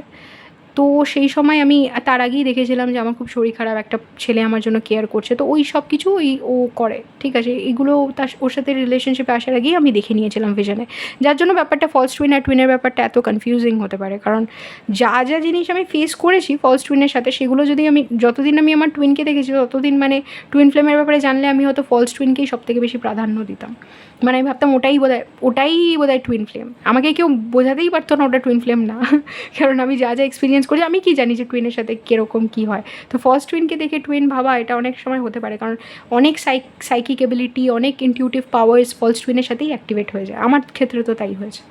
তো এবার যখন ফলস টুইন আমার লাইফে আসে তখন তার আগে থেকেই আই থিঙ্ক আমি কবে থেকে আমার কলেজ থেকে মানে প্রায় 2009-10 থেকেই আমি অ্যাস্ট্রোলজিতে ভীষণ ইন্টারেস্টেড ছিলাম। তাও একটা খুব স্পেসিফিক কারণে, সেটা হচ্ছে একটা অ্যাস্ট্রোলজার একটা কম্পিউটার দেখে আমার অনেক কিছু বলে দেয় যেগুলো অন্য কারো জানার কথা না। যেরকম আমার মধ্যে ডিপ্রেশন ছিল, আমার ভেতরের ফিলিংসগুলো, আমি ভীষণ ডিপ্রেস ছিলাম, অনেক সময় নিজের ইনার ভয়েসকে বলতাম আমাকে এখান থেকে নিয়ে যাও। তো সে আমাকে অনেক কনসোল করতো আর আমাকে বলতো যে কী হয়েছে, আমি দেখো লাইফ এখন ইন্টারেস্টিং হয়ে যাবে, দেখো কয়েকদিনের মধ্যেই সব চেঞ্জ হয়ে যাবে, এরকম করে অনেক বুঝিয়ে বুঝিয়ে রেখেছিল। কিন্তু অ্যাকচুয়ালি আমার এখানে থাকার খুব একটা ইচ্ছা হতো না, অনেকবার বলেছি আমাকে এখান থেকে নিয়ে যাও। ইনফ্যাক্ট ইনার ভয়েসটাও জানতো যে আমাকে যদি কখনো মানে সিরিয়াসলি বলতো যে এখান থেকে যাবে তুমি, আমি এক কথায় বলতাম হ্যাঁ এক্ষুনি যাবো। আমার কারোর সাথে অতটা অ্যাটাচমেন্ট ছিল না, ফ্যামিলি ফ্রেন্ডস অতটাও অ্যাটাচ নই, আমি খুব ডিসকানেক্টেড ফিল করতাম সব কিছুর থেকে। কোনো জিনিসই মানে আমার ফ্যামিলি যেই জিনিসটাকেই ভাবতো না কেন খুব দুর্লভ, মানে হয়তো ক্যারিয়ার, হয়তো কোনো একটা অ্যাচিভমেন্ট, সেই জিনিসটাকে অ্যাচিভ করার পরে আমি বুঝতেই পারতাম না যে আমার ফ্যামিলি কেন এতদিন এই জিনিসটাকে চেস করেছে বা ভেবেছে যে আমার চেস করা উচিত। মানে ধরুন ওরা হয়তো আমাকে বলেছে পড়াশোনায় ভালো হলে দারুণ দারুণ, যেই আমি পড়াশোনায় ভালো হলাম আমি তখন ওদের দিকে পেছনে তাকিয়ে বলছি এইটার জন্য এত কিছু, এইটা তো কি মানে এটা তো কিছুই না, মানে ঠিক আছে মানে এটাতেই হবে, অ্যান্ড দে লাইক হ্যাঁ হ্যাঁ এটাতেই হবে, আমি লাইক ওকে ফাইন। মানে এরকম একটা ব্যাপার আমি বুঝতে পারতাম না যে যেই জিনিসগুলো লোকজন চাইছে বা যেটার পেছনে দৌড়াচ্ছে। ইনফ্যাক্ট মেবি পলিটিক্যাল সায়েন্সে আমার আন্ডারস্ট্যান্ডিংটা ডিপ ছিল এই কারণ আমি হিউম্যান বিংসদেরকে বোঝার চেষ্টা করতাম এমনভাবে অ্যাজ ইফ আমি এখানে ঘুরতে এসেছি। আমি সবসময় বলতাম যে হিউম্যানসদের প্যাশন, হিউম্যানসদের এই সেই, মানে আমি খুব বোঝার চেষ্টা করতাম যে ওরা যেটা চাইছে কেন চাইছে, কী বৃত্তান্ত, ওদের প্রবলেমটা কী, সোসাইটি কেন এসছে, স্টেট কেন এসছে, এন্ড গোলটা কী। তো পলিটিক্যাল সায়েন্স মেবি এমন একটা জিনিস ছিল যেটা আমি ছোটোবেলা থেকেই পড়ছিলাম, সাবজেক্টটা আমি মেবি কলেজে গিয়ে প্র্যাকটিস করি, তো যার জন্য আমি ওটাতে পারফর্ম ভালো করতাম। তো ওটা আমাকে অনেক হেল্পও করেছে ওয়ার্ল্ডকে বুঝতে, কারণ আমি একদম বুঝতে পারতাম না কী কেন লোকে ভোট দেয়, কী কোনটা কমিউনিজম, কী ক্যাপিটালিজম, কিছুই বুঝতাম না। তো যখন একদম শুরু থেকে বোঝার চেষ্টা করেছি, খুব ডেডিকেটেডলি পড়তাম, তো এর জন্য পারফরমেন্স এত ভালো ছিল। কারণ হচ্ছে যে আমার বোঝার ইচ্ছে, শেখার ইচ্ছেটা জেনুইন ছিল, আমি জেনুইনলি ইন্টারেস্টেড যে ওয়ার্ল্ডে এই প্রবলেমগুলো কেন হচ্ছে, তো ওই জেনুইন ইন্টারেস্টটা শো করতো। তো এবার তারপরে আই থিঙ্ক যখন এই ডিসইন্টারেস্টটা মানে এই অ্যাস্ট্রোলজিও শিখতাম অ্যান্ড এভরিথিং, অ্যাস্ট্রোলজিতেও আমি ভালো পারফর্ম করছিলাম। ইনফ্যাক্ট আমার অ্যাস্ট্রোলজারই আমাকে বলে যে তুমি তো একদিন খুব ভালো অ্যাস্ট্রোলজার হয়ে যাবে। ইনফ্যাক্ট সে আমাকে বলে যে তুমি তো একদিন একটা স্পিরিচুয়াল পার্সোনালিটি হয়ে যাবে। তো আমি এগুলো কিছু বিশ্বাস করি না, কারণ আমি প্রচণ্ড র্যাশনাল ছিলাম, লজিক্যাল ছিলাম, ম্যাসকুলিনিটি দিয়ে অপারেট করতাম, ফেমিনিন লাইক আমি আমার ইনটিউশনকে খুব ইগনোর করতাম, কিন্তু আমার ইনটিউটিভ পাওয়ারটাও যথেষ্ট স্ট্রং ছিল, এটা তো তখন আমার বোঝার ক্ষমতা নয়। কিন্তু আমার ফার্স্ট টুইন এসে আমার লাইফে, যখন আমার ইউনিভার্সিটির পরে আমার ফার্স্ট টুইন আসে, সে কিন্তু এটা আইডেন্টিফাই করে নেয় যে আমার মধ্যে একটা ভীষণ স্ট্রং ইনটিউটিভ পাওয়ার রয়েছে। ইনফ্যাক্ট সেই ফার্স্ট বলতে স্টার্ট করে যে আমি যে জিনিসগুলো বলে দিই বা যে জিনিসগুলো ইম্যাজিন করি ওগুলো হয়ে যায়। আমি না কয়েকটা কথা বলতে থাকতাম, মানে আমাকে অ্যাকচুয়ালি ভিশন দেখানো হতো, যেই জিনিসগুলো হচ্ছে ভিশন দেখানো হতো, সেই জিনিসগুলো হয়তো আমার ফলস টুইন অন্য জায়গায় করছে, কিন্তু আমি ওগুলো ভিশন পেতাম। তো আমি তো জানি না সে অ্যাকচুয়ালি জিনিসগুলো করছে, আমি না কথাগুলো একটা ব্রোকেন রেকর্ডের মতন বলতে থাকতাম যে আমার না মনে হয় যে তুমি একদিন এরকম করবে, এই জিনিসগুলো আমার সাথে হবে, এই আমি বলতে থাকতাম, ও হয়তো শুনে ইগনোর করতো বা হাসতো। এবার তারপরে যখন ওই জিনিসটা সত্যি হয়ে যেত তখন ও অবাক হয়ে যেত, কারণ আমি ওকে বলতাম এটা তো আমি তোমায় বলেছিলাম, মনে আছে আমি তোমায় এটা বলেছিলাম, আর তখন ও বুঝতে পারতো যে হ্যাঁ অ্যাকচুয়ালি আমি এই কথাগুলো বলেছিলাম। তো তখন সেও অবাক হয়ে যেত। ইনফ্যাক্ট সে ধরে ফেললো যে এরকম একটা ইনটিউটিভ পাওয়ার আমার আছে। তো যেইটা কখনো কখনো আমার মনে হতো ওই মানে বিকজ আমি ওকে আগে থেকেই এই জিনিসগুলো ইম্যাজিন করেছিলাম যে এরকম একটা ছেলে লাইফে আসবে, আর ওর সাথে আমার বন্ডিংটাও খুব একটা খারাপ ছিল না। আমার মনে হতো যে ওই গডের দ্বারা সেন্ট ওই পার্সনটা যে আমার জন্য, এমনও না যে সে আমায় মিরর করতো না, অ্যাকচুয়ালি ওয়ার্ল্ডে সব কিছুই আমাদেরকে মিরর করে। টুইন পারফেক্ট মিরর হয়, বাকি সব কিছুই অল্প বিস্তর সব রকমভাবেই আমাদের মিরর করছে।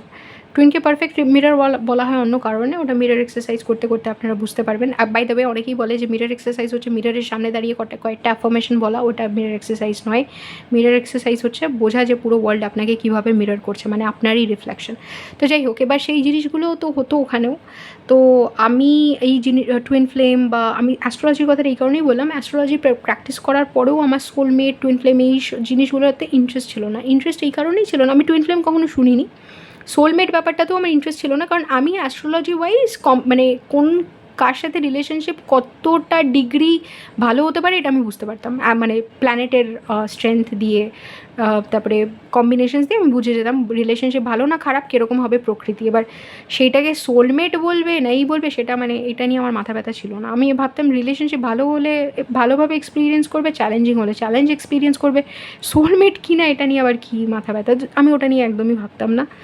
তো ওরকমভাবে যখন আমার লাইফ চলছে, তখন শরীর খারাপ হওয়ার পরে আমার এরকম মনে হলো, আর্থ্রাইটিস হওয়ার পরে যে আমি মাইন্ডলেসলি ক্যারিয়ারকে চেস করছিলাম। কারণ হয়তো আমি একটা সময় ভেবেছিলাম, এটা আই থিঙ্ক অনেক ডিভাইন ফেমিনিনরা করে, যে হ্যাঁ আমি আমার ফ্যামিলিকে খুশি তো করতে পেরেছি আমার পড়াশোনা দিয়ে, ওরা ফাইনালি খুশি হয়েছে, তাহলে আমি পড়াশোনাটাকে আরও দূরে নিয়ে যাই, নিয়ে এটাতেই এক্সেল করার চেষ্টা করি। কারণ পলিটিক্যাল সায়েন্স এমন একটা জিনিস যেটা সত্যিই মানে এমন একটাই জিনিস যেটা আমি ভালো পারি, এর থেকে বাইরে আমি কিছুই পারি না। তো পলিটিক্যাল সায়েন্স আমাকে ডেডিকেটেডলি করতে হবে, নিয়ে আমি মানে একটা দারুণ ক্যারিয়ার মেবি আমার প্রফেসরসরাও বুঝে গেছিলো যে আমার হবে, আর আমিও দেখে নিয়েছিলাম যে আমার হবে, বেস্ট ইনস্টিটিউশনসে পড়ছিলাম।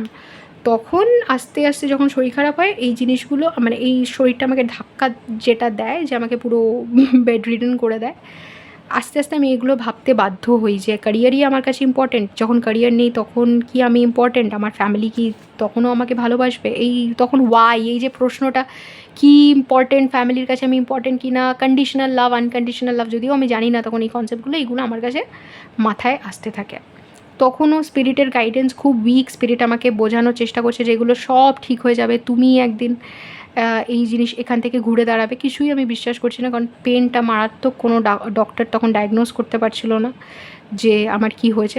আলটিমেটলি ডায়াগনোসিসটা আমার থেকেই আসে, গুগল করতে করতে অ্যান্ড এভরিথিং। আমার এখন ভাবলে খুব অবাক লাগে যে এতগুলো ডাক্তার আমি দেখিয়েছি, কেউ আমাকে বলেনি একটা রিউমাটোলজিস্ট দেখাও। মানে আর্থারাইটিস হতে পারে, আমার এখনও ইমিউনোলজি রিউমাটোলজির ব্যাপারে লোকের আন্ডারস্ট্যান্ডিং এত কম, ভাবলে খুব অবাক লাগে, কারণ এত common like rheumatological disorders, yet লোকের অ্যাওয়ারনেস নেই।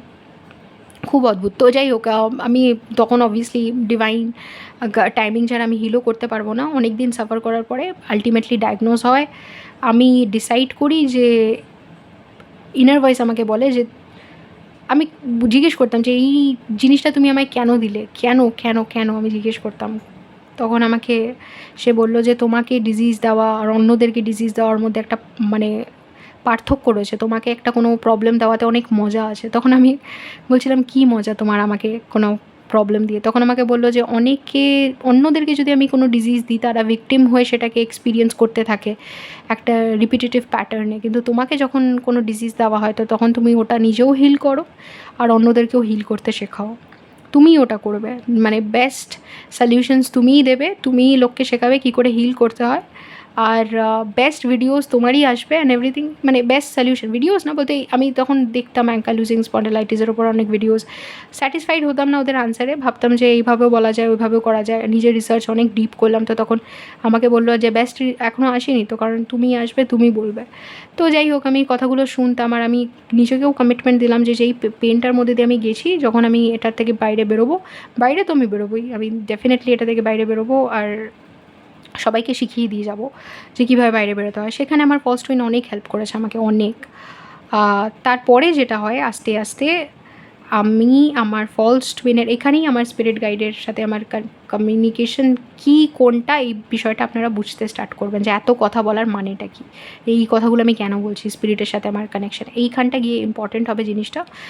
যে স্পিরিট আমাকে যাই বলতো না কেন, ইনার ভয়েস আমাকে যাই বলতো না কেন, সব কিছুই আমি মোটামুটি চুপ করো, ঠিক আছে, এটা মানে অ্যাজ ইফ আমার ইনার ভয়েসে মানে আমি নিজেকেই নিজে চুপ করাচ্ছি এরকম, আমি কিছু বুঝিনি যে এটা কোনো একটা অন্য পাওয়ার। ইনফ্যাক্ট সে আমাকে অনেক কিছু বলে দিত যে এইখানে তুমি টপ করবে, এখানে তোমারই এসে হবে, কিন্তু আমি এগুলো কোনোদিনও পাত্তা দিইনি। কিন্তু যখন হয়ে যেত তখন আমি খুব অবাক হয়ে ভাবতাম যে এটা কী হলো, এটা কী করে হলো, এটা কী করে সম্ভব, এগুলো তো আমি জানতাম, এরকম মনে হতো।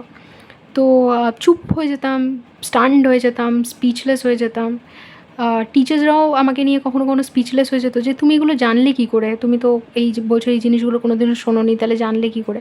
ওরকম আমিও অবাক হয়ে যেতাম যে আমি জানলাম কী করে, আমি তো জানি না আমি কী করে জানলাম, আমি তো জাস্ট নিজে নিজে বসে বসে ভাবি, তো এতে যেটা ভাবি ওটাই লিখি, তো এতে আবার কী এমন বড় ব্যাপার, আমি বুঝতে পারতাম না।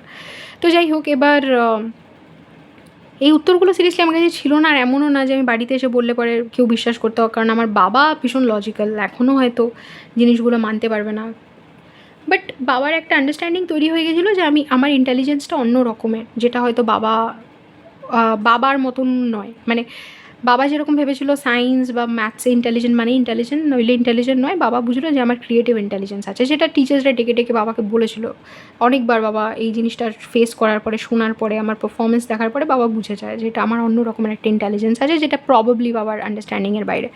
তো এবার তারপরে লাইক হয়তো বাবা তখন আমাকে নিজের মতন করে গ্রো করতে দেয়। স্পিরিটের সাথে আমার কমিউনিকেশনটা একটা অদ্ভুত টার্ন নেয় যখন আমার ফলস টুইন আমাকে ফোর্স করে যে আমি যাতে কলকাতা ছেড়ে দিল্লিতে গিয়ে, কারণ আমার দিল্লিতেই আমি আমার ইউনিভার্সিটিতে মানে ছিলাম, মাস্টার্স করছিলাম, তারপরে আমি বাড়িতে এসে বেড রিডেন হয়ে যাই, আমার ডায়াগনোসিস হয় আর্থারাইটিসের। তারপরে আমার লাইফে সেই ছিল অ্যান্ড এভরিথিং, অ্যান্ড সে আমাকে ফোর্স করে যে আমি দিল্লিতে গিয়ে নিজের ক্যারিয়ারটাকে আবার এস্টাবলিশ করি। কিন্তু সেই সময়টা আমার জন্য খুব অদ্ভুত ছিল যে আমি আমার ক্যারিয়ারটা আটকে গেছে, আর সে কনস্ট্যান্টলি আমাকে এই জিনিসটা বোঝাতো যে আমার ক্যারিয়ার আটকে গেছে আমার জন্যই, আমার আবার ওটাকে গিয়ে রিক্লেম করা উচিত। কিন্তু একটা পার্সন যে এতটা উইক, যে মানে অলরেডি আমি তখনও পুরোপুরি হিল হইনি, এখন যেন আমি ফুললি কেপেবল নিজের লাইফ চালানোর মতন, তখন আমি ছিলাম না। তখন অনেক পেইন ছিল, তখন আমি সবে অ্যালোপ্যাথি থেকে আরও ন্যাচারাল ওয়েজে শিফট করছি, তখন আমার সত্যি ক্যাপাসিটি ছিল না অন্য একটা স্টেটে গিয়ে আবার নিজের লাইফটাকে নতুন করে শুরু করার। কিন্তু সে অনেকভাবে আমাকে ম্যানিপুলেট করে আলটিমেটলি দিল্লিতে পাঠায়। যখন আমি দিল্লিতে যাই, ওখানে আমার স্পিরিটের সাথে আবার একটা অদ্ভুত রকমের, দিল্লিতে এটা আমার সেকেন্ড টাইম, আমি আমার বন্ধুদের কাছে ফেরত যাচ্ছি অ্যাগেন ক্যারিয়ারকে আবার রিস্টার্ট করার জন্য, maybe UPSC, maybe something else, এরকম ভেবে আমি গেছি। তখন যেই বাড়িটাতে আমি ছিলাম, সেই বাড়িটাতে ফার্স্ট আমি দেখি যে একটা ছেলে ইসে থেকে নেমে আসছে, কোনো এয়ারপোর্ট হবে কি মেট্রো হবে, কিন্তু ওটা দেখে আমার দিল্লিরই কোনো একটা জায়গা মনে হচ্ছিলো, কারণ আমি দিল্লিতে ছিলাম, আমি জানি যে এরকম জায়গা তো মানে দিল্লিই মনে হচ্ছিলো, এমন না মানে আমি অন্য কোনো স্টেটে থাকিনি দিল্লি আর কলকাতা ছাড়া, ভিজিট অনেক কিছু করেছি কিন্তু থাকিনি। দেখি কীরকম একটা দিল্লি এয়ারপোর্ট নাকি দিল্লি মেট্রো, বোঝা গেল না, দিল্লি মেট্রো তো দিল্লি এয়ারপোর্টের সাথে কানেক্টেড, কী জায়গা আমি বুঝতে পারলাম না। কিন্তু ওখান থেকে জাস্ট নামছে, আর ওটা দেখে আমি রান্নাঘরে তখন একা একা কিছু একটা বানাচ্ছি, ওটা দেখে আমি এমন ভয় পেয়ে যাই। আমার পেছনে দেয়াল ছিল, আমি অলমোস্ট না না না না বলে দেয়ালে গিয়ে আমার ধাক্কা লাগে, আমি মানে ভয়ে না না না না করে উঠেছি ওই ছেলেটাকে দেখে, ওর ভিশনটা দেখে জাস্ট। তো এইটা হচ্ছে ফার্স্ট টার্নিং পয়েন্ট, যেখানে আমি কিছু একটা বুঝতে স্টার্ট করি যে কেউ একটা লাইক সামথিং ইজ কামিং। আমি এটাকে খুব তাড়াতাড়ি বলার চেষ্টা করছি, বাট অনেকটা টাইম নিয়ে নিচ্ছে। তারপরে আমি এই ভিশনটা অনেকবার দেখি যে, আর আমার খালি মাথায় আসতো he is here, he is here, আমার ইনার ভয়েস তখন আমাকে বলতো হি ইজ হিয়ার, মানে ও এখানে এসে গেছে। এই কথাটা আমি খুব পরিষ্কার রিপিটেটিভভাবে শুনতে পারতাম। আর ইনার ভয়েসের একটা মার্ক হচ্ছে সে রিপিট করে ইনটিউশন, যখন আপনার কোনো একটা গাইডেন্স দেবে, ওটা যদি তুমি না ফলো করো ওটাকে রিপিট করতে থাকবে। তো সে আমাকে হি ইজ হিয়ার বলতো, আর আমি জিজ্ঞেস করতাম হু ইজ হি, কে সে, কে এসে গেছে, কী বৃত্তান্ত, আমি কিছুই বুঝতে পারতাম না। তো তখন আমাকে বলে যে, তখন ওটা আমার ফার্স্ট বাড়ি, দিল্লিতে আমি দুটো বাড়িতে থাকি, এক ফার্স্ট বাড়িতে আমি যখন রয়েছি, সে আমাকে বলছে ও এসে গেছে, এখন তুমি এক কাজ করো, তুমি যে রিলেশনশিপে রয়েছে ওটাকে ব্রেকআপ করে নাও, ওকে। তাই আমি বললাম হ্যাঁ কী, মানে কী বলছে, মানে কী ব্রেকআপ, মানে কী ব্রেকআপ, হ্যাঁ। তখন আমাকে বললো যে এই যে তুমি এই যে কানেকশানটায় আছো, মানে এই রিলেশনশিপটা, ওই পার্সনটাকে ছেড়ে দাও, মানে আমার ফলস টুইনের কথা বলছে। তখন আমি বললাম যে সো আমার ফলস টুইন, এই যাই হোক এই টার্মসগুলো আমি এখন ইউজ করলেও তখন কিন্তু আমি এইসব ফলস টুইন কিছু জানি না, ওকে। তো এর পরের জিনিসটা আই থিঙ্ক আমার অন্য ভিডিওতে বলা উচিত, ওকে। মেবি আমি 3টে ভিডিও করে বলি, কারণ অনেকটা ডিপ হয়ে যাচ্ছে, আর আই থিঙ্ক আপনাদের বেটার হবে যদি আমি ডিভাইড করে করে বলি, ইন্টারেস্টিংও লাগবে। তো শুনে নিন জাস্ট একটা স্টোরির মতন করে। জাস্ট একটু বলে দিই, এটা আমার ফার্স্ট বাড়ি, আমি ওখানে যখন রয়েছি তখন আমাকে এই কথাটা বলা হয় যে তুমি এর সাথে ব্রেকআপ করে নাও। তো তখন আমি বললাম যে এটা কি, মানে ইয়ার্কি নাকি, মানে আমি কেন ব্রেকআপ করবো, আমি ওকে ভালোবাসি। তো তখন আমাকে বললো যে না তুমি ওকে ভালোবাসো না। আমি বললাম এটা আবার কী, মানে আমি ভালোবাসি, এটা কী, মানে কি আমি কী বলছো, মানে আমি কেন ভালোবাসি না ওকে। বলছে না তুমি ভালোবাসো না, তুমি কী বোঝো ভালোবাসা। আমি বললাম মানে কি, আমি ভালোবাসি, আমি ভালোবাসার কিছু বুঝি না, মানে আমি তো বলছি আমি আর কে বলবে আমি ভালোবাসি, আমিই বলছি আমি ভালোবাসি। বলছে না তুমি ওকে ভালোবাসো না। তখন আমি বললাম যে এটা কি, মানে এনিওয়ে আমি একে ছাড়বো না, আমি তো একেই ভালোবাসি। তখন আমাকে বলছিল ও তুমি ছাড়বে না, তো ঠিক আছে ও তোমাকে ছেড়ে দেবে। তখন আমাকে বলতে এসো না। তখন আমি বললাম যে ও আমাকে কেন ছাড়বে। বলছে কারণ ও তোমার উপরে চিট করছে। তখন আমি বললাম, মানে ও আমার উপরে চিট করছে মানে কি? মানে বলছে সত্যিই ও তোমার উপরে চিট করছে।